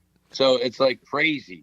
Well, what's interesting. So that's a great connection to what I feel like we try to do here. So in 2022 now, you cannot tune into the television and find any family programming. There's nothing that you could say, I could watch with my kids, I could watch with my parents, I could watch with my grandparents, except for this show. We sit here, I haven't said a swear in 1,184 days in a row. I don't care what anybody else does when they come on the show, but for me, I put on a clean show. My comedy's clean. I've never said, and we belly laugh here. And the reality is the only way you can do that is when there is no such thing as swearing. Like I just don't have it as an option. So I'm constantly just improvising and using physical comedy and just allowing little mannerisms, facial tics, and the way I say things, the tone of my voice or an impression in order to instill that reaction that I'm looking for. And it doesn't have to be with an F-bomb. Like I thought I did when I was doing my Dick Face character, which is an original character of mine I had. Dick Face is with 2 C's, but in Italian, as you know, face is face, right? Mm-hmm. So, yes, like they would say faccia brute. Faccia brute. What's an ugly face. There you go. So I say Dick, when I came up with Dick Face. Growing up, I only knew the curse words in Italian. You know what I mean? I never, which I should know Italian. I'm ashamed of myself for not knowing it, but hey, it's hard. You know why? I wasn't the best in school, Mark. It's not even that. Get out of school. I'll tell you why it happened to you. It's the same reason it happened to me. My parents both spoke Portuguese. My mother was born here like 6 months after her parents moved here. My father was 6 when he moved here from Portugal. My parents both spoke Portuguese, but they'd only speak Portuguese when we did something wrong. Manny, what the freak did you just say? Nothing. You know what I mean? Like, so they never brought us in and allowed us to learn the language, where like my cousins got that from their parents. They only spoke Portuguese at home. My parents were the different. We're only going to speak English at home. We're in America. You're going to assimilate. Right. And, you know what I mean? And that was kind of my grandfather's mentality. He moved here from Portugal in 52. And when he came here, he said, we will not speak Portuguese at all in the house. You come home, you're going to learn the language, and we're going to figure out how to become, this is the American dream. My grandfather was the president of the Carpenters Union in Yonkers, New York. And he just a great example of somebody who came in and said, I'm going to work. He owned a ton of land in Portugal, and he gave it all up for nothing just to bring his family to America to have a better opportunity. It was communist then when he lived there. It was a communist country still. And he used to have a ton of cobalt. No, it wasn't cobalt. It was tungsten in the backyard. So they had tungsten and they would sell it to Spain, which was right across. They lived right on the river there between Portugal and Spain. And my grandfather, he was a brilliant guy. He used to take this tungsten that you weren't supposed to mine and then sell because the Portuguese government said, no, it's ours. It's a communist country, so it's our tungsten. My grandfather's like, no, it's on my property. I'm selling it. So he'd dig it up and he'd hide it under the cars and he'd take it across to Spain. They started to get wise of him. And they were like, okay, this guy's doing something shady. He would do stuff like he would get really dressed up. My grandmother would get really dressed up. And then they put a young couple teens in front, blasting music. And they're like, like a tattoos or whatever, and you have it in front and back, so that all of a sudden the border guard's like, we're gonna look at these young punks, not this family going to Spain to go to the shops, and he'd bring the tungsten across and he's always selling. So he's doing all this crazy stuff that I think you can relate to, this whole, knowing the guys. There's a little Portuguese, the guys thing going on there and the Spanish border. Let me show you something, Mark. I was lucky enough to sing at Joe Frazier's 50th birthday party. And here's a picture. I don't know how good you can see it. Oh, I could see it. Look at that. That's Floyd Patterson, Joe Frazier, Muhammad Ali, Michael Spinks, and Larry Holmes. Can you see it real good? Yeah. Yeah, I can see that. I was lucky enough to get that shot. Wow. I sang there. I sang at Joe Frazier's birthday party. And I said, I got to get this picture with all these guys. And here's another shot of the old man in Joe Frazier's gym. Oh, that's awesome. That's Joe Frazier's gym and my dad in the ring. That's awesome. Promotional pictures, Yeah. That's so cool. Is that good? You see it good? Yeah, that's awesome. Yeah. That is so cool. I mean, I got Joe Frazier used to call me and say, Bo, I need some footage of me. I had more stuff on him than he had, and I need this, I need that. Joe, I just gave it to you. I just burned you a CD. I just gave you I lost it, Bob. I don't know what I did. I put in the thing and all right, Jam, I'll do it for you. And anything he asked me, I did. I could never say no to the guy. I always made sure he was taken care of. When we went out, I bodyguarded for him. Nobody could get near him, although he didn't need a bodyguard, but I took care of Joe like gold. I love the man, and I'll say it till this day. The guy was just the greatest guy to me. People would say things about him, and I'd be like, they walk in the junkyard and say, oh, he's a drunk. And I said, if you're going to talk about Joe Frazier, I got to get out. Yeah. And I would throw, son, I'm only teasing. I said, nah, I don't play around like that. That's my friend. You don't talk about him. And another story, a fighter, a guy that was in jail, got out of jail he was in for 8 years. He was a Golden Glove fighter in jail, and he became Golden Glove champion. And a friend of his says, I want this guy to fight Joe Frazier. So I said, are you kidding me? He goes, yeah. So I met the guy. He came down. He was a big guy like Tex Cobb, comes in the junkyard, and he goes, yeah, I want to fight Joe Frazier. I said, okay, hold on. I called Joe on the phone. I said, Champ, I'm sorry, Champ, I'm not trying to do this, but there's a guy in front of me saying he wants to fight you. He goes, really, Bo? He goes, all right, okay. He goes, I tell that dude to bring his mouthpiece and his trunks up the gym Monday. So we closed the junkyards on Monday, and we all went to the gym. The guy who brought the fighter and him, they went in the car, and they all went to the gym. My father showed up. The gym was closed. It was just us in the gym. Joe Frazier was the ref. Gets in the ring, 3 2-minute rounds. But before he got in the ring, Joe made him sign something that he wouldn't sue him. So he looks at Joe Frazier. He got scared. He said, no, I don't want to fight him. No, I don't want to fight him. He goes, what do you mean? You came up here to fight him. His promoter brought him up. He said, what do you mean you don't want to fight? He goes, no, I'll fight his son, Marvis. Marvis was the ESPN champion at the time. So he just got done training. So Joe says, Marvis, put your trunks back on. He said, Pop, I just got done training. He goes, put your trunks on, get in this ring. He comes down. They had 3 2-minute rounds. Well, the first round, the guy looked like he knew what he was doing, but compared to Marvis, he was in slow motion. So the promoter said to me, he goes, tell him to knock him out. His own guy tells him to knock him out. So I said, Joe, he wants him to knock him out. He said, all right, Marvis, knock him out. He hit him with 2 lefts, one in the body, one in the jaw. The guy's mouthpiece flew out, blood all in his mouth. Stop. He was on, stop. Marvis would have tuned him. But Joe said, shook his hand. He goes, you got a lot of guts coming up here to try to fight the Frazier team. So he goes, but I want to shake your hand. You're a man to do that. And that was good. And that's a true story too, man. Wow. That's a true story. That's in the book too. Don't forget, get this book, everybody. It's a great book. Yeah, guys. Sonny, a South Philly Story. Just go to southphillystory.com to purchase your book. Pop that into the screen for me, guys. southphillystory.com. And yeah, make sure you pick up a copy. And there's also, I'm not sure if you guys have gotten the route of, I know you're talking about doing a movie, but the route of maybe turning the book into an audio book. But I think that would be a good thing to consider, because these days, apparently the audio book is, there's actually a lot of people listening to that. I actually signed up. I signed up for a website where, you know, I've auditioned for a few. I landed a couple things for like limericks, and I was like, I don't know if I want to do limericks. You know, like ode to the lady on this field. You know, like nah. Yeah, I think in general there's a market for that, and possibly a way. Darren wanted me to do it, Mark. He said, "Listen, you should. Yeah, you've got the sound for it. You can do it," he said. So we will be doing that.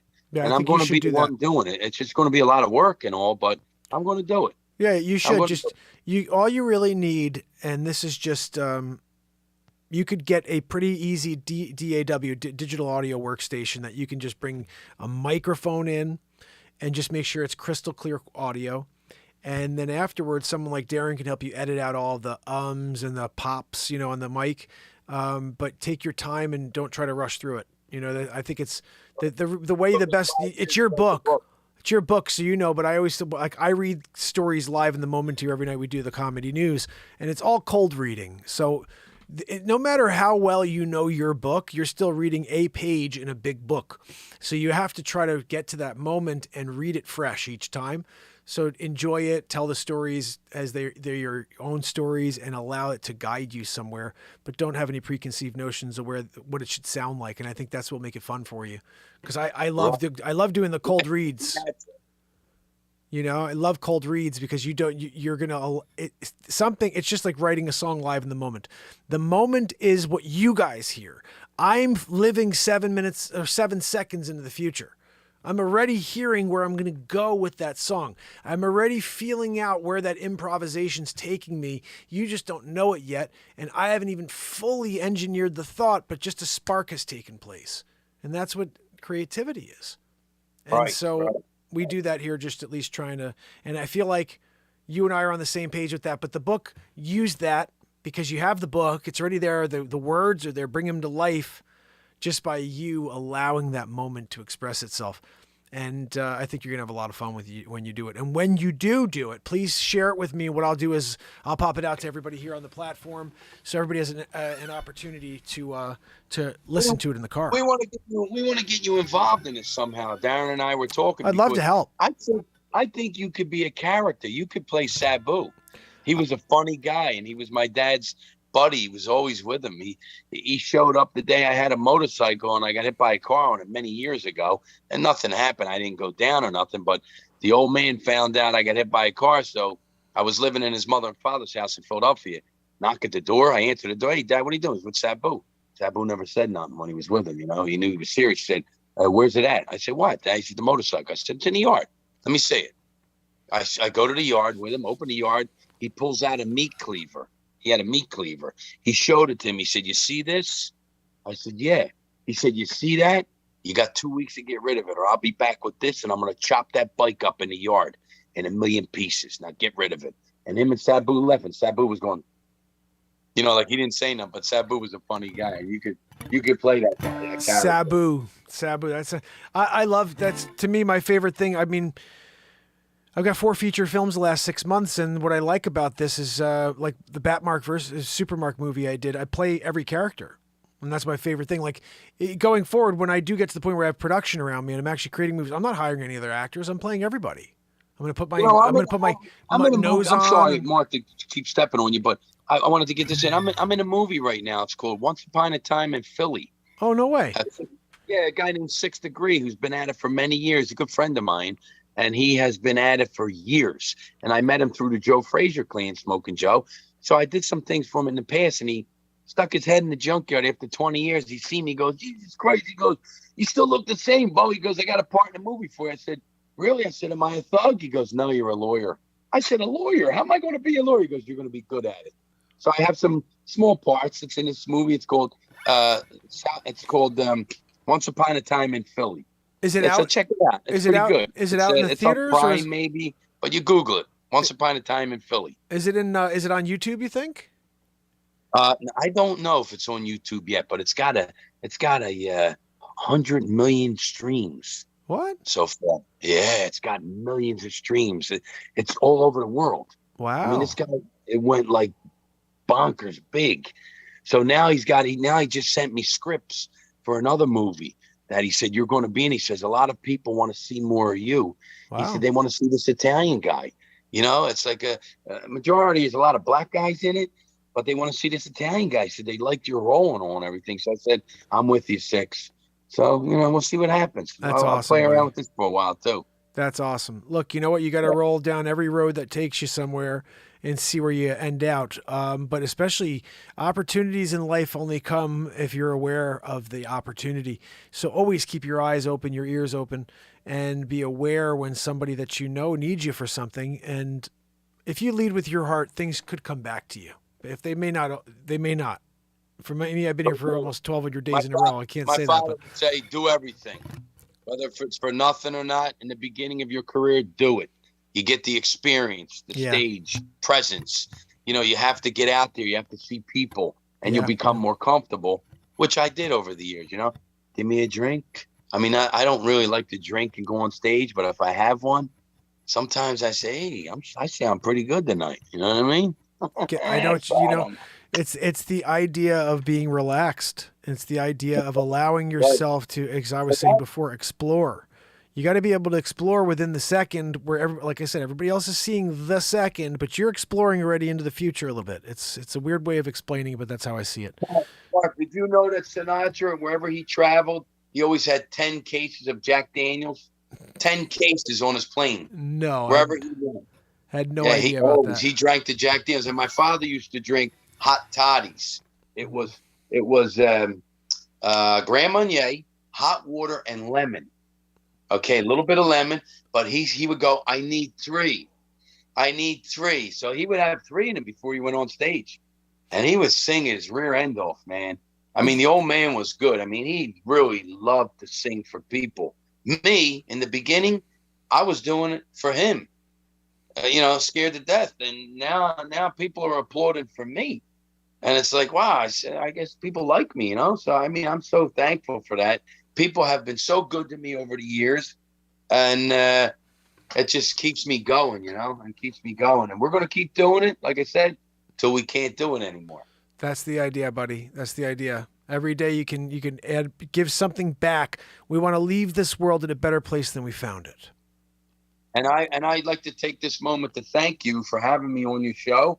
I was honored. I think it's great. I love what you do. Thank you, got a buddy. new fan. You got a new fan now. Thank you, and you're buddy. going to have all the people on my Facebook page. So you got to do some crazy stuff like I know you can do. That's all I do, buddy. Man, I had a good time on the show tonight, Mark. Well, thank you so much. Listen, I'm going to try to, after we get off here, I'm going to work on some sort of piece of music based on what we talked about, a junkyard scenario, Sonny's Junkyard in Philly, and see if I can come up with a song for you. And it was a real pleasure to speak with you and to hear these stories. I love when someone's recollecting on events that have taken place and in a book, no mind. You actually finished this book. It's out there, guys, southphillystory.com. Make sure you go there and pick up a copy. All right. And my brother, thank you. I appreciate you. Thank you so much. And thank you to all the watchers and all your viewers out there. You guys are awesome. Thank you to everyone. Thank you. Thank you, all right, Sonny.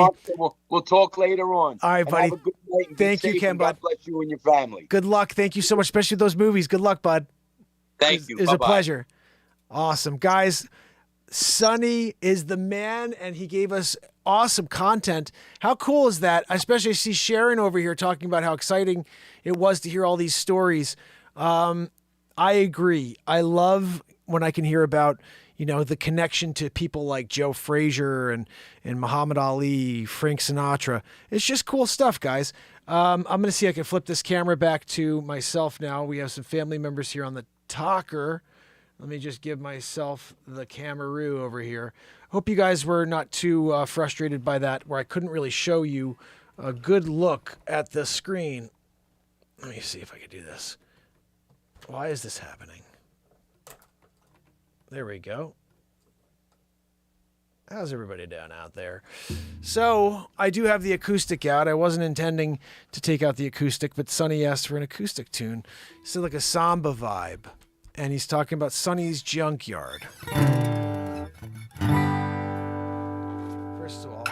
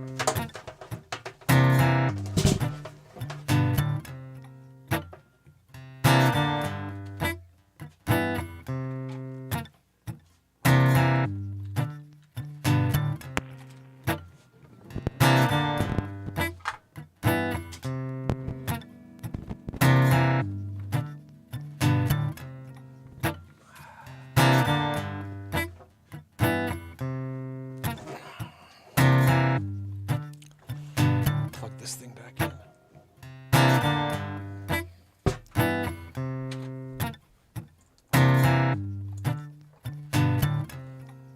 There we go. Get a little beat seat going here.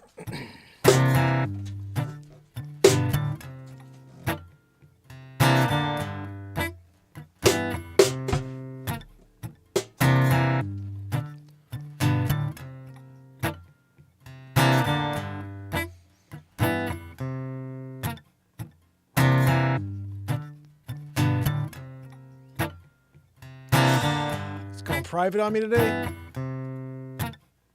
Going private on me today. All right, I guess we're going with this backdrop.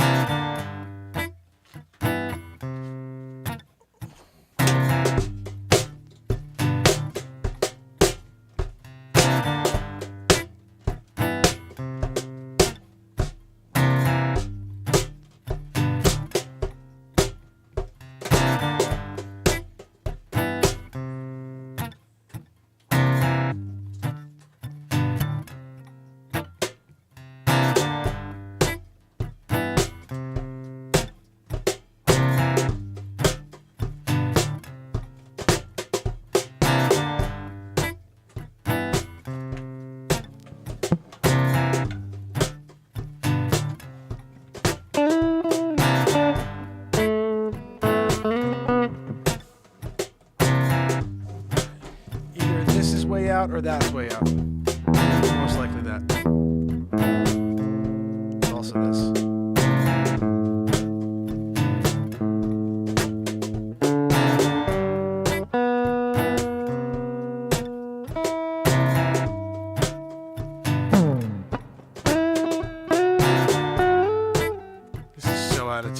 That guitar is not working. Maybe I'll go back to the acoustic because it's out of tune. I'll roll with the out of tune guitar.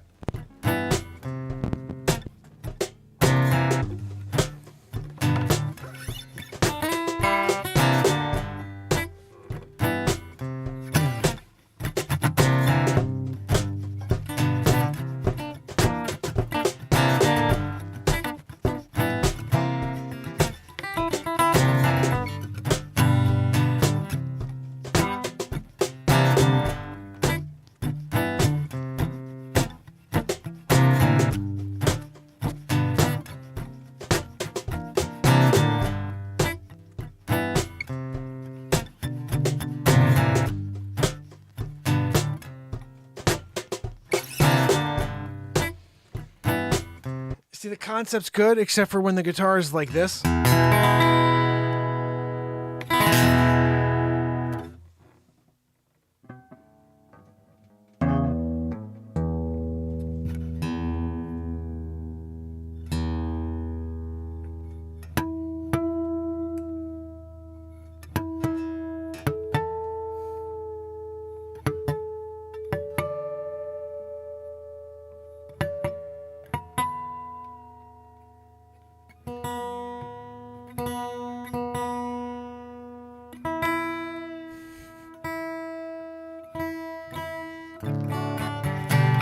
That's much better.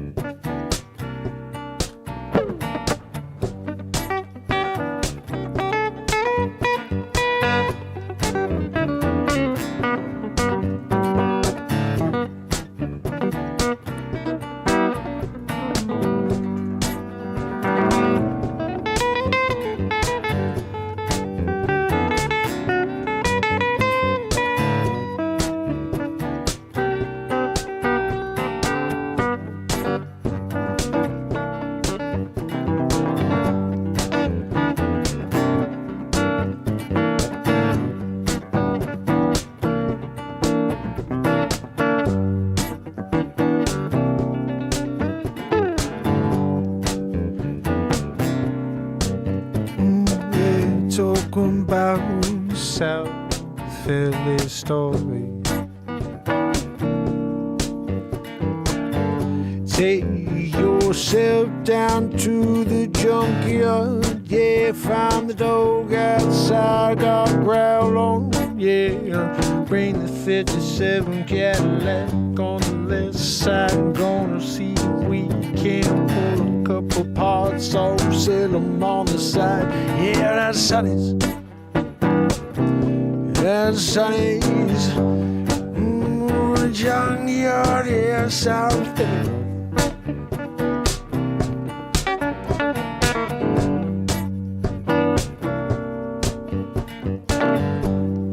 Grab a microphone, put on a beautiful show for the friends here. Grab the standards and you can put your own spin on it. Yeah, here at the junkyard, yeah, son, it's not the South Philly junkyard.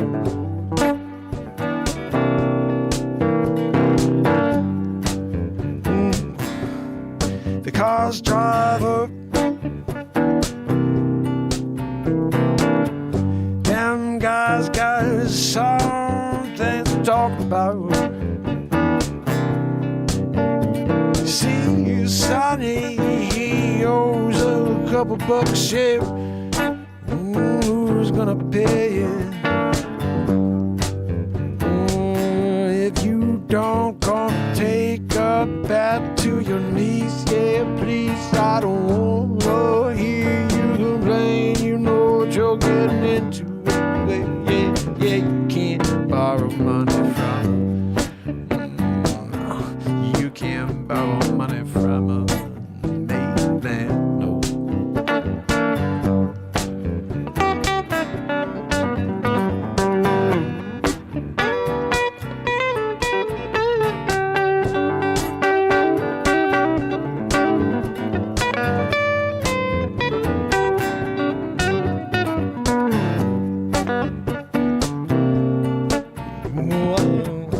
You can't borrow money from a mainland.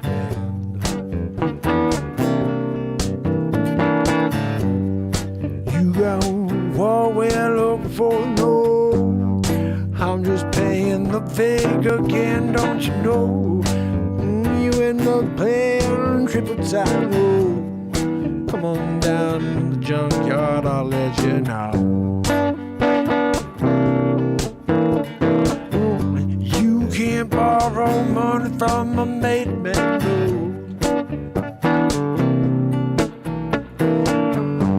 This South Philly, you come on down. You can see me at the junkyard, yeah. Sonny's junkyard here in South Philly.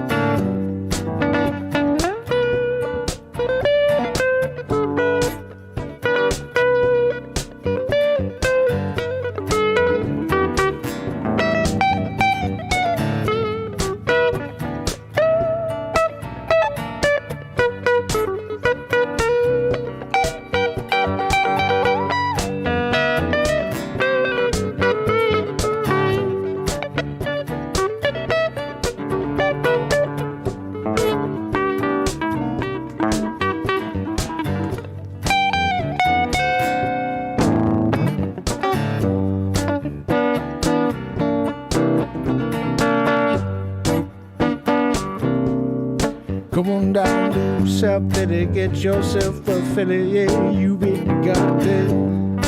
Make a business down by the junkyard.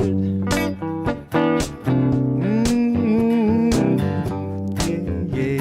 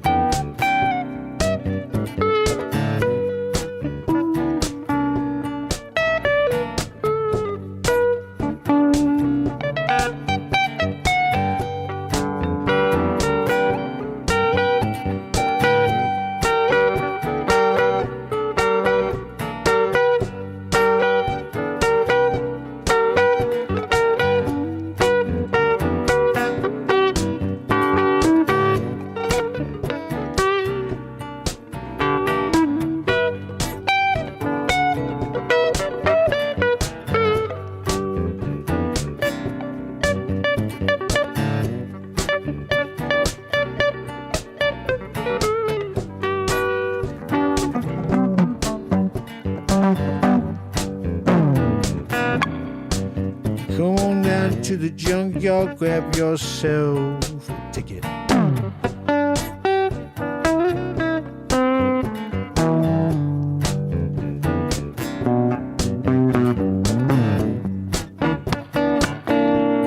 Sonny junkyard, Sonny's junkyard. Sonny's junkyard, Sonny's junkyard, Sonny's junkyard,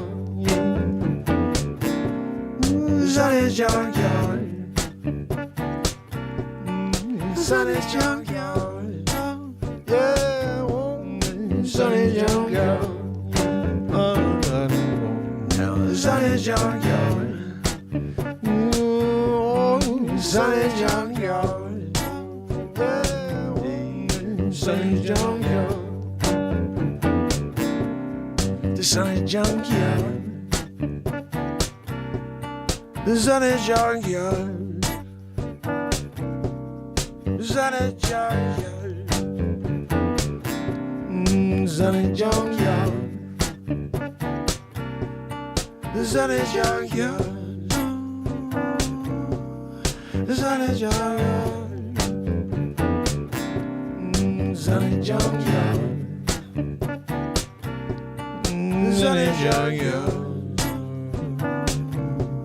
the Sonny's junkyard, down in Sonny's junkyard, the Sonny's junkyard, the Sonny's junkyard. Sonny's junkyard, the Sonny's junkyard, the Sonny's junkyard, down the Sonny's junkyard, the Sonny's junkyard, the Sonny's junkyard, down the Sonny's junkyard. Sonny's junkyard, down a Sonny's junkyard.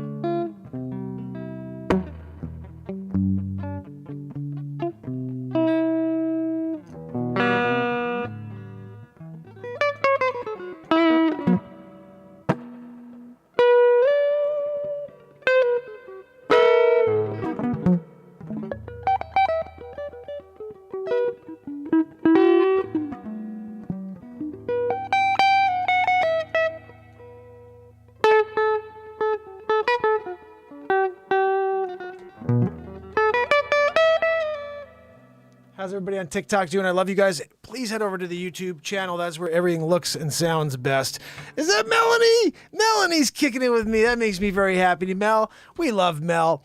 Guys, if you haven't followed Mel, you got to follow Mel, CO Positivity, just like this show, a positivity platform This is the Ultimate Positivity Platform, live 1,184 days in a row. We will never stop showing up to try to effect a positive change here. And it's been a process. 2+ hours every day for 3 years in a row is pretty insane when you have 3 kids and a wife. But the world is dying. And what's the alternative? That this world ends and I didn't give it a shot? So every day I show up and we make some magic happen. Oh, Brian, you rock, brother, with the gifts. I appreciate the goggles, brother. You are amazing. I'm going to play a little something here because Sonny mentioned little Johnny Cash.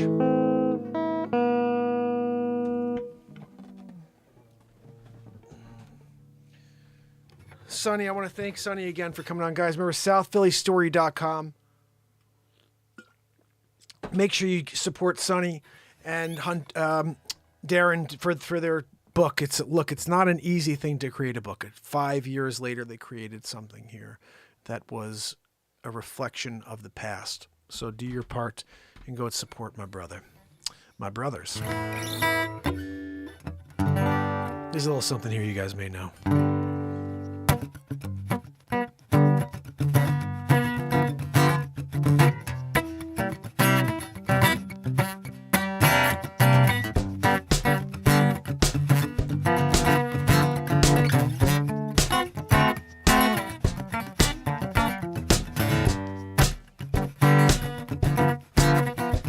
Well, I hear that train rolling around the bend. I ain't seen the sunshine since I don't know when. Well, I stuck in for some prison. That's where I want to stay. And them people keep a moving on down the sand ain't home.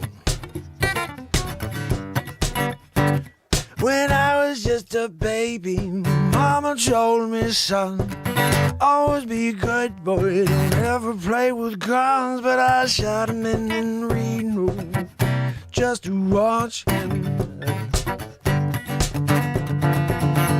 And them people keep a moving under the San Antone. Oh, when I was just a baby, yeah.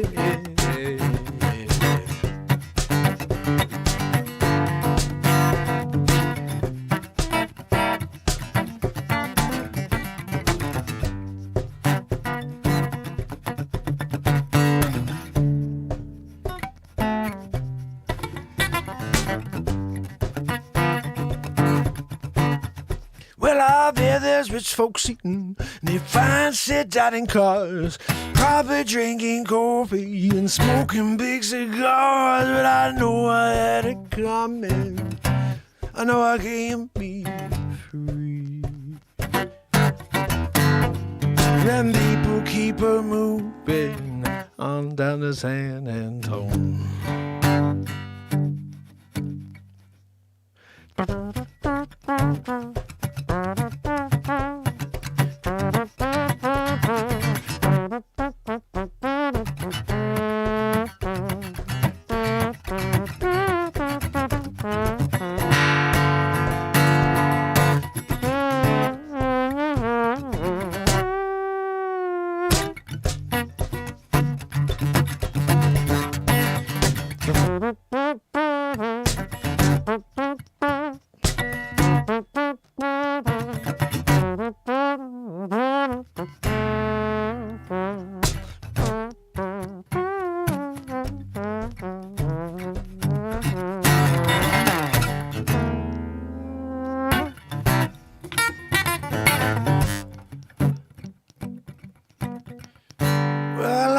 There's rich folks eating in their fancy dining cars. They're probably drinking coffee and smoking big cigars, yeah. I know I had it coming, yeah. I know I can't be free. Whoa, in this crazy time we're living in. I'm down in San Antone.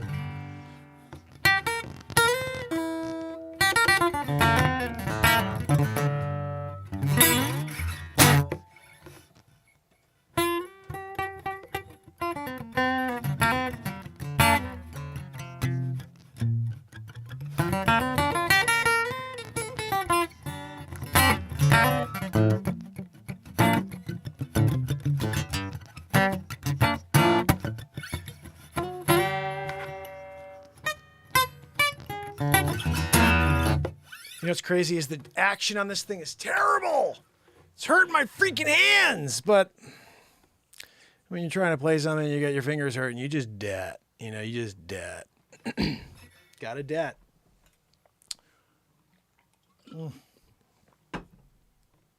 Good coffee right there. Try to play you one song before we finish this up. It's 2 hours and 15 minutes into day 1,184 in a row. Tomorrow's 1185. Guys, we are 15 shows away from the 1200th day in a row of Renaissance Man.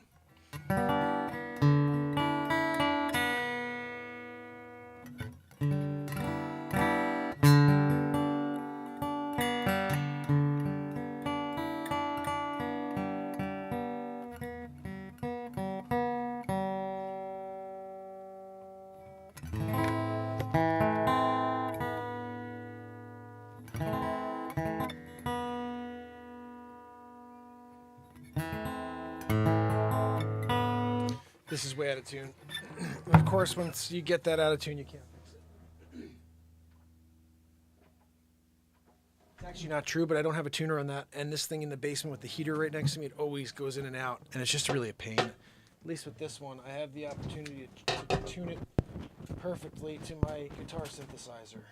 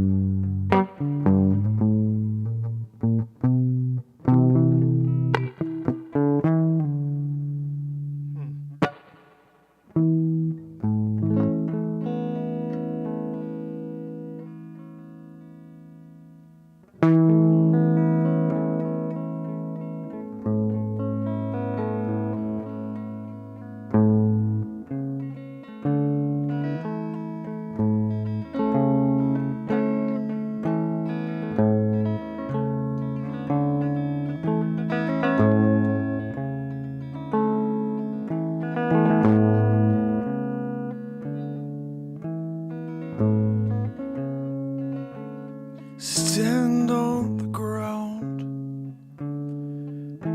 dancing around, so smooth is the sound when you're around me. It's the way that I feel when I look in your eyes. It's the way I know everything's gonna be alright. I adore you. I adore you.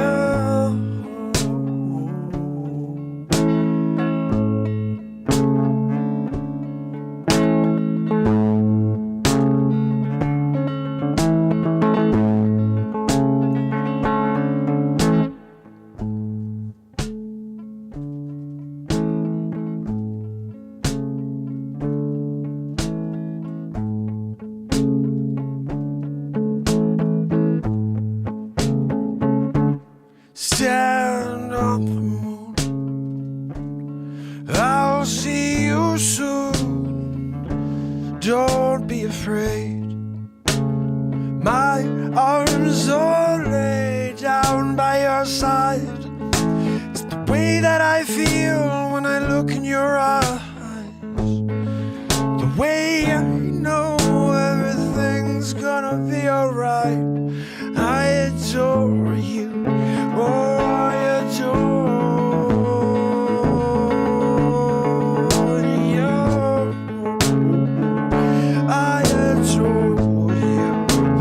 I adore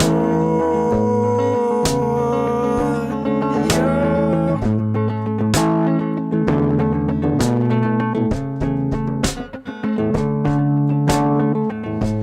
And I know that I've been loving you.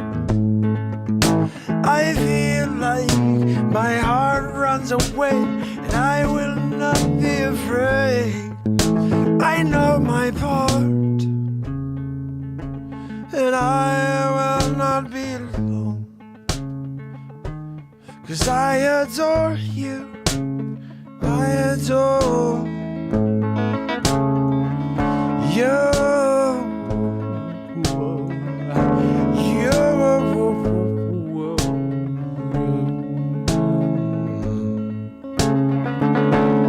I adore you.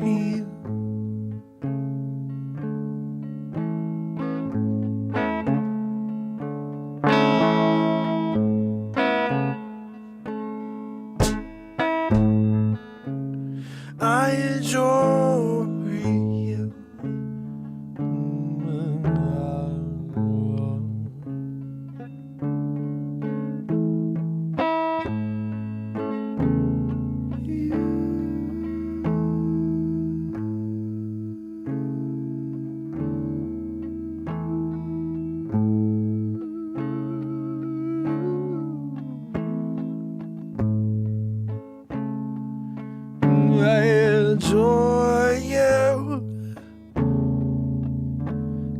I adore you.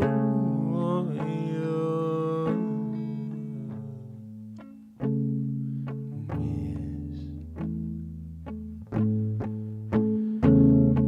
'Cause I adore you.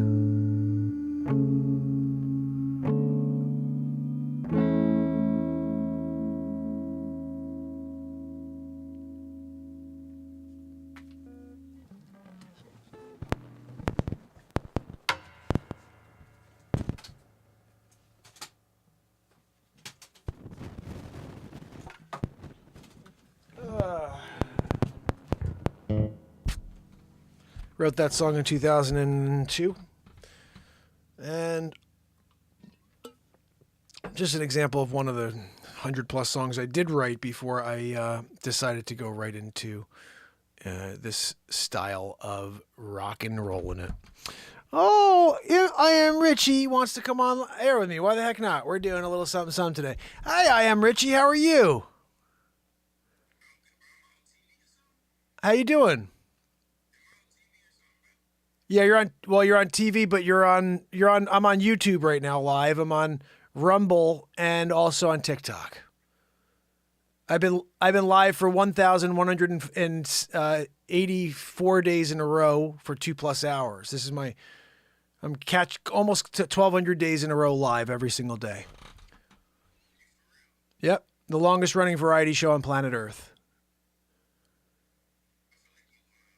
I'm not lying, and I'm also completely no, you've never seen me because they don't let people see me. What's that? I don't know what that is, but I'm up for trying it. If anybody wants to live match and give me some love. But yeah, so literally I've been live 1,184 days in a row. In the last 13 months, I released 170 songs on Spotify. If you go to Spotify right now and you type Mark Pyers, you'll see 170 songs in the last 13 months. I write songs live in the moment here on the show. So the show is like three things. We write songs live in the moment. We create comedy live in the moment. And I'll give you an example. Give me a topic right now. Whatever you want. Seriously, pick any topic. Would you say black people? All right.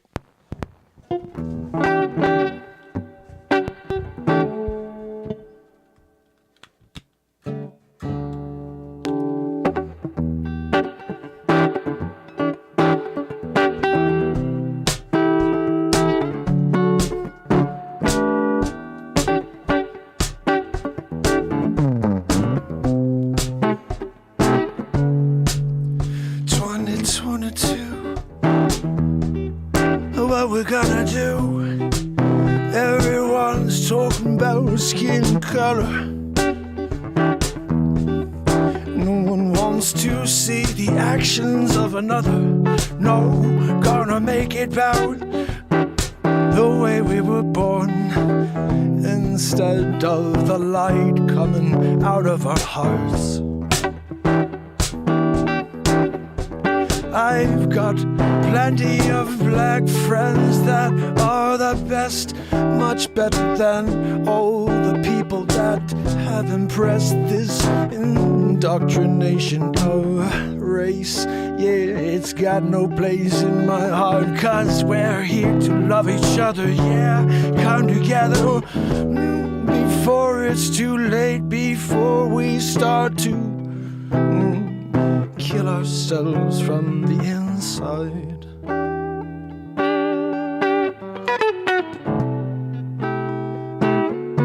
Oh, there's no such thing as black anyway, or no white, no, we're all just souls and stuck in time. Stuck in this angry world, this angry mind. Oh, we're all resigned to this narrative. Let's drop the hate, all the race baiting and say, if you're a good person, then I can be blind and I love you, my friend. 'Cause your heart shines light and love. Oh, why aren't I talking about the color of love?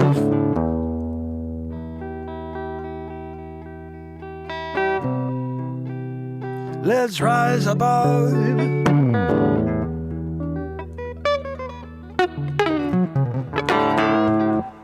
gonna throw the guitar.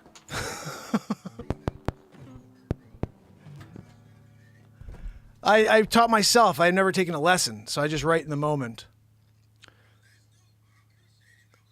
Thank you, man. Thank you. It's a tough subject because honestly, like, I didn't know what to really say, but I would say, like, whenever you give me any topic, I try to write something. Like, someone came on one day and said, okay, write me a song about LGBTQ. I wrote the most beautiful LGBTQ song. It's called the LGBTQ Anthem. It's on Spotify. You can listen to it. But I also wrote when someone came in and said, write me a song for the Freedom Convoy. I wrote this amazing song for the Freedom Convoy, but it happened live in the moment. There's no script here. So I freestyle. That's all I do is I freestyle on a topic daily, and 170 amazing or just really cool moments came out of the last 13 months are on Spotify. Oh, thank you, my friend. I really appreciate that. Please spread the word. And I wasn't joking. Literally, I've been live for 3+ years every day, and my plan is to show up every day my heart beats. And the last day of the show is probably the last day my heart beats. And I'm only doing it because, and I've never made a penny for this, my friend. I've never made a penny for this. I've shown up all that time for a world that they don't know I'm here. And the thing is, the bottom line is this, it's a positivity platform. I do a really good Donald Trump impression. I do a Joe Biden impression, and they don't like that. So I get nobody sees anything I do until about 3 days ago. Isn't that crazy?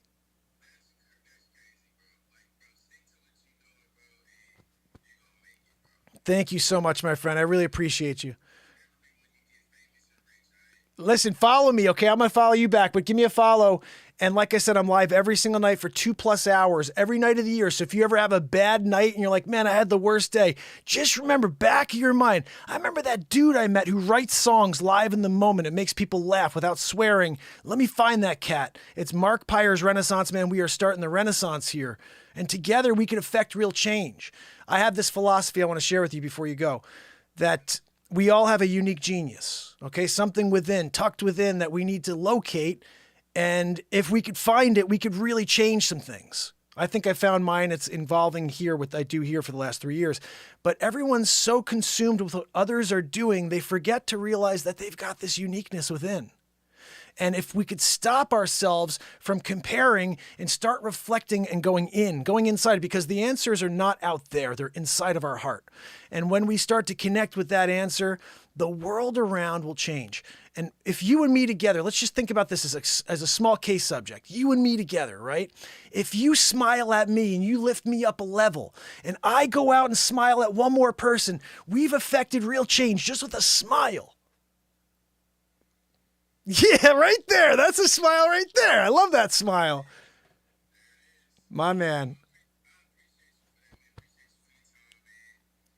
I appreciate you, buddy. Hey, have a great night. Thanks for the song request. I'm glad to play something for you. Sending love your way, bud. So, guys, that's what we do here. The winning host may propose funny tasks for the losing host to compete during the victory lap. Oh, okay. I've never done this before where I'm live and doing a thing. Andrew Golden, my brother, thank you for the donation. You are loved. You guys are all loved, you know, but when you got a golden shower going, you know, Joanne, they were talking, that's a little disgusting. You go in there, they go on shower situation. Guys, we did it today. 2 hours, 32 minutes. We had Sonny Averona kicking it here with me, doing it, sharing all kinds of crazy stories about growing up in a club and father that was a gambler and meeting, being friends with Joe Frazier is pretty crazy, just hanging out with that dude. Here's the other thing I just do want to share, Joe Frazier's just a human being, you know what I mean? And it's just like anybody else out there that you ever meet in life. And this is something I want to share. This is a quote I wrote about 2.5 years ago. And just hear these words and remember them to be extremely accurate and the only thing that really is true in life. Everybody is a nobody until there's somebody. Let's say that again. Everybody is a nobody until there's somebody. We all have no faith in ourselves until we can have the strength to go after things and to fail with a smile on our face. But anybody you've ever seen in your life out there that's successful, that's doing something. Oh, I love that. Oh, I love that influencer. I love that singer, Sting. I love you too. Freaking Bono's name is Paul Hewson or something like that. And his name was Paul Hewson before he was Bono. He's just a man. He's just a human being. And in fact, deep inside of himself, he doesn't think he's worthy. Because I'm pretty sure nobody thinks they're worthy of that type of adulation. He's a singer.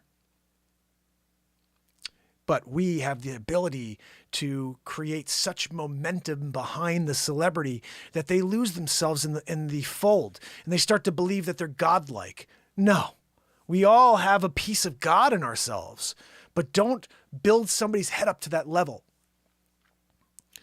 The fall is it can't be something you want to be around for when you topple over after all of that. We are human beings. Everybody is a nobody until there's somebody. They became somebody by going out there and remembering one detail. Time plus effort equals result. If I quit today, then I'm not adhering to my motto and to my quote. Time plus effort equals result. That time could be freaking 4 years every single day with nobody knowing I'm here. But time, I have to continue to work at that same level every day for 4 years. You will not find a bad show. You go back into my YouTube platform or Rumble and you pick any day. Every show is energetic. It's filled with lightning because there's no script. And when you're forced to create in the moment, magic will happen. Not can, will happen. This is 1,184 days in a row of magic happening, real magic. This isn't David Blaine. Let me pull out my cards and show you a trick. Real magic. Those songs that are out there in the world are for this world. We need to find a way to get millions of people to hear these songs because they will change the way you feel about everything that's going on right now. The same passion I speak with here that comes out into every single song. But when we write things like Mandate This and Help Them Find the Light, we are the change. Songs like that will make everything better, but you got to hear them. Lie after lie after lie. Go seek that out. Same story, just another day. Seek that out.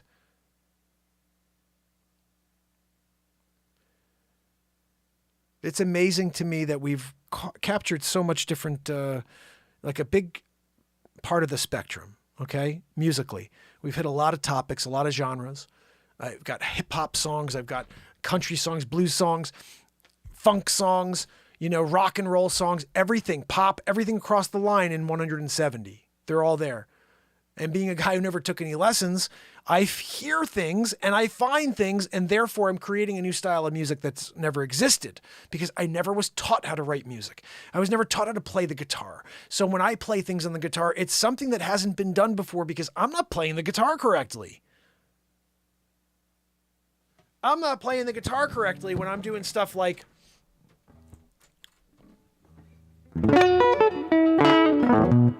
Like, what is that? This... I know it's a thing, but I don't know what it is. I don't know what any of this is. I hear things and I go for it, and sometimes it doesn't go well. It's the best way I can explain music for me, but I always hear it. And just because I can't get to the note I hear in my head doesn't mean that I don't know what I want to play. It just means I'm not good enough on the guitar to get there, but I hear it. And most times when I'm catching what's coming out and sounds good, it's because I'm hearing stuff and I'm connecting to it.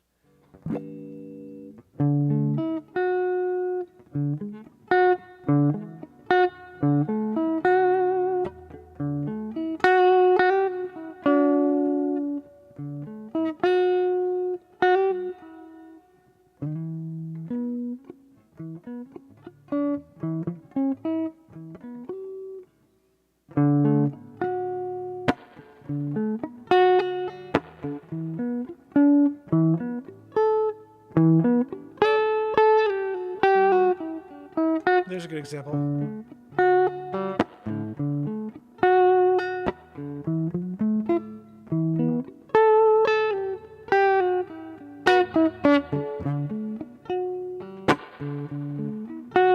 And something like that, even just a simple riff I'm hearing could be like...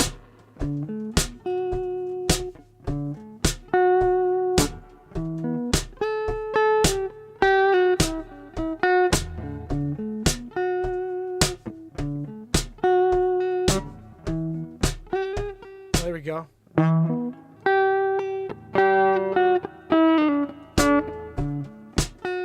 In fact, we're going to get that in.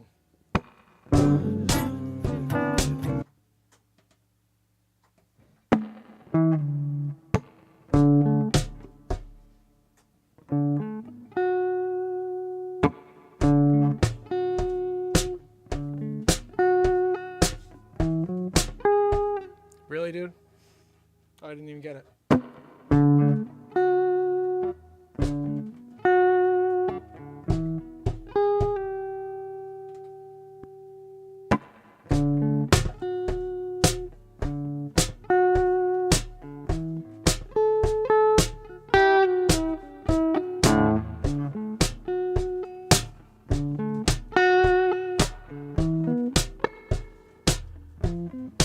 Come on, dude. It's supposed to be different.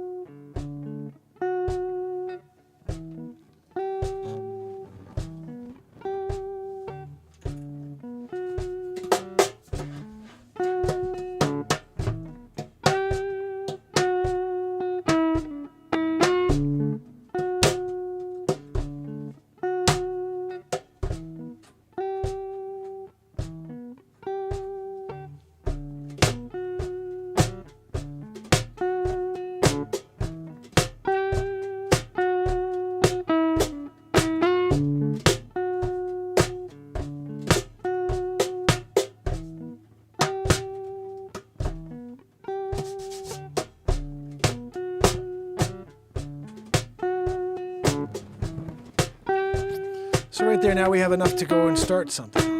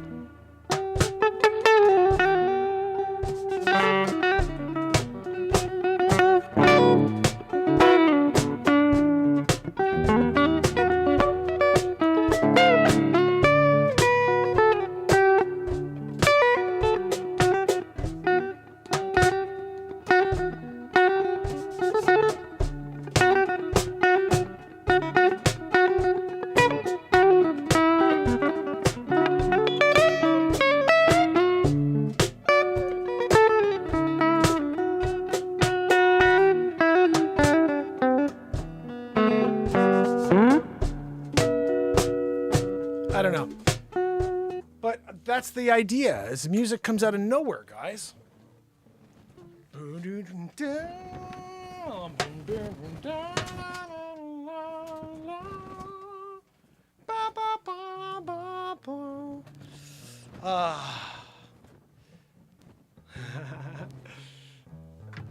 Yeah, you know what? It's so funny you're saying that, Niall. It's so true. Like, I went through multiple phases musically. In fact, if somebody actually has the interest, and Niall's the type of person who may actually have the interest in doing this, but if you started on January 1st, 2021, and you listened to my first album, January of last year, February, March, April, through the entire year, I released an album last year. Every album was a reflection of my musical of evolution, I guess you would say. I started with all acoustic and my jazz guitar. My jazz guitar died in February when I broke it in the middle of filming Batmark versus Supermark. It was a very sad day for me when I broke that jazz guitar. It's a Gibson. It's a beautiful guitar. It's still here in the studio. I haven't gotten it fixed. But it forced me to take this beauty out that I bought on the road when I was touring back in the mid-2000s. And this thing is a freaking beast. When I first bought it, I thought it was broken. I got this acoustic guitar at the same time, and that's what I played. I got this Martin acoustic and that Gibson, and that's what I played, is that Martin. This was just a kind of throw along, and it's ridiculous, but the strings were like, so there was something wrong, and I was like, oh, I guess it's just a broken guitar. Like, I never played electric before, so it's just like, whatever. When I broke the jazz guitar, I was forced to take out that guitar and figure out why it wasn't working properly, why the strings were just stacked up against the neck, and I thought the neck was warped. Anyway, I fixed it, and you see, I went from acoustic, singer-songwriter, live looping, vocal looping, and all the cool stuff with the jazz guitar, to all of a sudden the blues and the funk became a huge part of the show because of the guitar. When you start getting that dirt in there, and I'm naturally a very passionate person, so when I hear, and this almost is what Sonny was talking about earlier, there's one thing you can say about me as a musician, whether the music is good or not, I put a lot of passion into every note, everything I sing, every time I bend a note, I'm feeling it. I'm feeling everything when I'm in the middle of playing for you guys. And it's magical. It's really amazing. I absolutely love the experience of not knowing where I'm going and just seeing what happens. But just listen to these notes. Like, you hear that?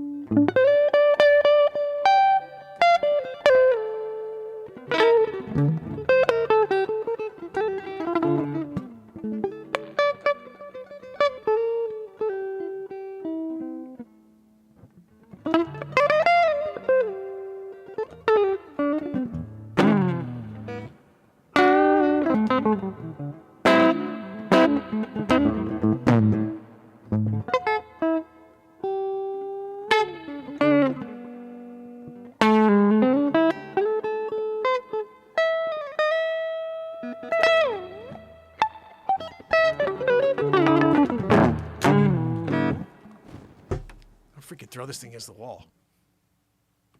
I'm going to throw the thing against the wall.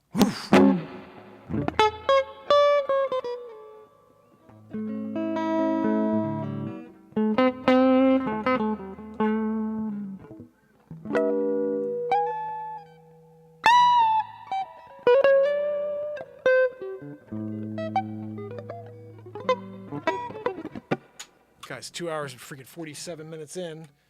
Yeah, we're doing it. So we did not get the comedy news in tonight. I'm sorry about that, guys. You can't do it all. You know what I mean? We could try. Did we get this one in? You know, this is something I didn't get a chance to tell Sonny earlier. Let's see if this pops up. I did that story yesterday, but music is just as powerful as mental health as exercise. I meant to tell that to Sonny earlier because he was talking about how he'll go from exercising to singing a song and then back to exercising. I'm like, brother, you are literally in the process of creating the ultimate experience for yourself while you sing. Like, it's the same level of exercise that you're getting out of it. And so in a way, he's like really doing something great. He's exercising, then he's exercising, then he's exercising, then he's exercising. Because music is exercise.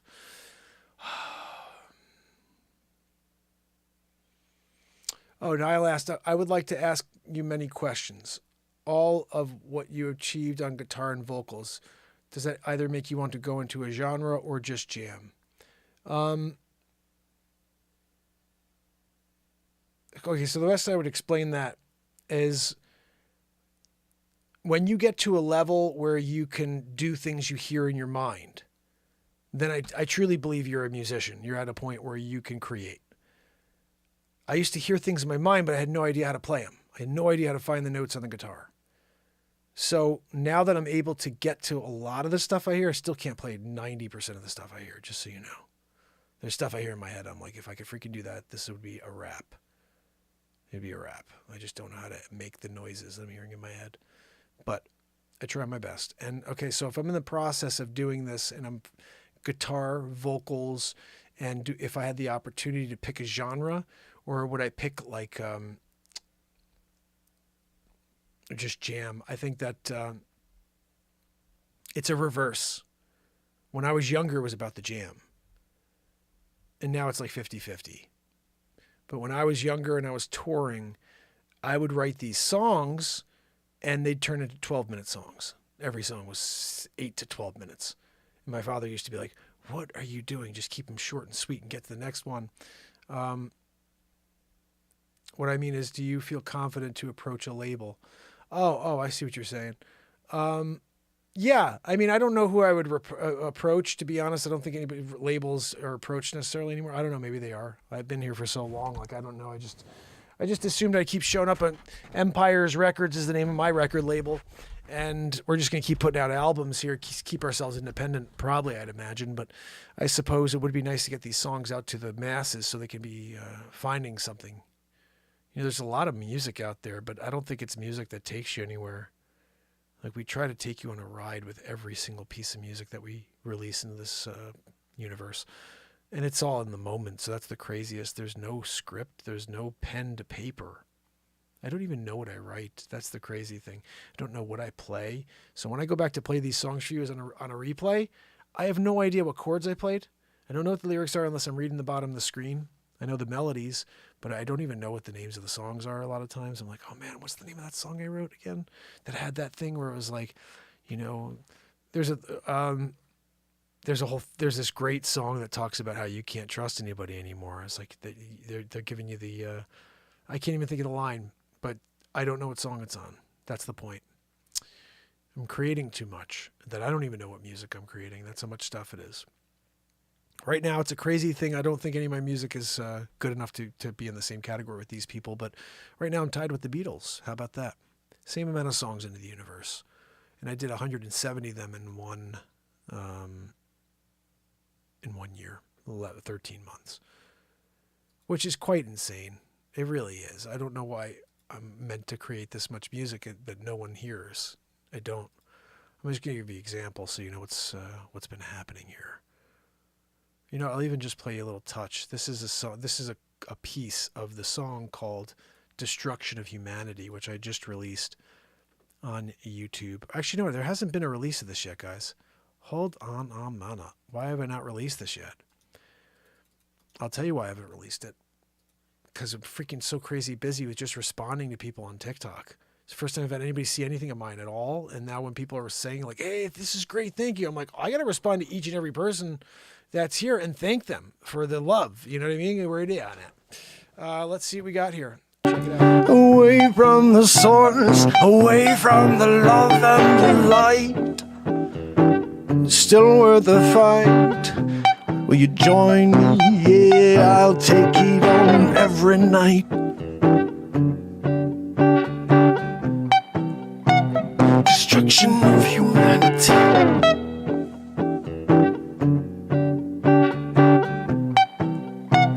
Destruction of humanity. Shining bright, bright light. Stars distant, planets far from this plane. Existence here, we don't understand why we're here under their resistance. And no matter what we say, yeah, this destruction of humanity. Away from the source. Sick. So Niall, I could recreate anything that I've written, but I'll have to spend the time to sit down and grab the guitar and play it. I just don't know any chords. I don't know anything at all. Like, if I take this guitar out, I can tell you what a G chord is. I can tell you what an A chord is, but all the other stuff I play, I have no idea what it's called. This is the worst musician to play with because I'm an improvisationist and I'm also somebody who can play by ear. So when someone who's a trained method or theory musician would be playing along with me, they'd be like, I'm sure they'd be like boggled because they're like, what key are you playing in? I'd be like, I have no idea. I play what I hear in my head. I don't know what the freak the key is. I know there's an E in there. Is it in the key of E? No, it's not. It's an E flat minor. What the huh? Yeah, it's in E flat minor. Do a Yellowstone drum beat on the beat seat. What's the Yellowstone? What's Yellowstone? Is that the show Yellowstone? I'm gonna have to watch that tonight, Andrew. I'll do that for you. Thank you, Yardbirds. Yeah, that song is there's some pretty cool stuff in that tune. It's called Fusion. Yeah, I think you're right. I think, Niall, you're right. It's probably jazz fusion is what this jazz blues fusion, right? But it's also freestyle. So like the aspect is, okay, you've got musical jazz blues fusion, but then you've got live freestyle lyrics coming out of the universe into this song. So it's being injected into this jazz fusion. And that is essentially hip hop going into jazz, into blues, singer-songwriter, live looping on a drum that no one's ever seen in the history of time because I invented it. So that's kind of as unique as you can get. Oh, how many other people have your drum? Well, about 8 people in our chat here. Bobby Chizzy, my brother, just is the newest family member to have a beat seat. And guys, if you have not seen my invention yet, it's beatseat.rocks. Beatseat.rocks. It is the first drum for singer-songwriters. It's also the first drum you could sit completely upright and play with your hands and feet at the same time, which is basically the coolest thing in the world. There's a drum called a cajon. In order to play beats, you have to bend over and hurt your back. And everybody loves that freaking thing. By the way, let me tell you how bad that thing is. There's 2 tones on a cajon. I've got what's called omnitone. Everywhere you hit it on a beat seat, it sounds different. I can kick the sides, I get my kick and snare. Can I sing Legends Never Die? I'm not sure what that is, Legends Never Die, but I can tell you what. I appreciate the ask, and I absolutely will either listen to it tonight or tomorrow. I'll take the guitar out and we'll do some more because it's 1:05 in the morning right now, guys. I got a real estate day going tomorrow. Remember, I'm a realtor during the day. Every single night of my life, I show up here for this world. This has been 3+ years every single day, and we are on the path to hopefully affecting real change. Oh, Booker, my friend, thank you so much for following me. I really appreciate it, especially what we're doing here is going to need some effort on the part of those who find me because the effort to shut the show down from day one to today has been serious. And until day 1,180 in a row, we didn't have anything get out at all. We had maybe 600 views, 1,000 views on a few things on TikTok. And all of a sudden, and I haven't seen where it is now, but there was a piece that had 80,000 views as of, before the show. And it's so hard just going in and thanking everybody and giving them a quick, hey, make sure you follow the YouTube. Because the YouTube and Rumble, this is where we're live. This is where all the long-form content goes. And if you're not seeing my 16-minute comedies, my 8-minute comedies, my 12-minute comedies, you got to come over to YouTube and subscribe. The link is right in the bio. And also the songs, you can watch me play these songs and see the beat seat in action. Go to Spotify and listen for free. 170 songs from the last 13 months, 183 songs out in entirety since I started writing music. Now, it's a weird thing because this is going to blow minds right now. So yeah, 170 songs in the last 13 months on Spotify. But just keep this in mind. I pick the best 13 songs each month and I release them on an album. We write 1 to 5 songs a night. Every day of the year, we write 1 to 5 songs a night. So there's at least 365 songs from last year on the shows. You just have to go through and pull the other stuff out I didn't release into the world. And it's probably pretty good. I just get so caught up with the new song. Every night we have a new song. And as you know, when we have stuff like... Shut up the TV, yeah. You got to shut off the negativity. Yeah. Shut off the TV, fam. Yeah, shut off the TV. I'll be working on this one in the next week or so. But these songs... Listen to that. Oh, got to shut off the negativity.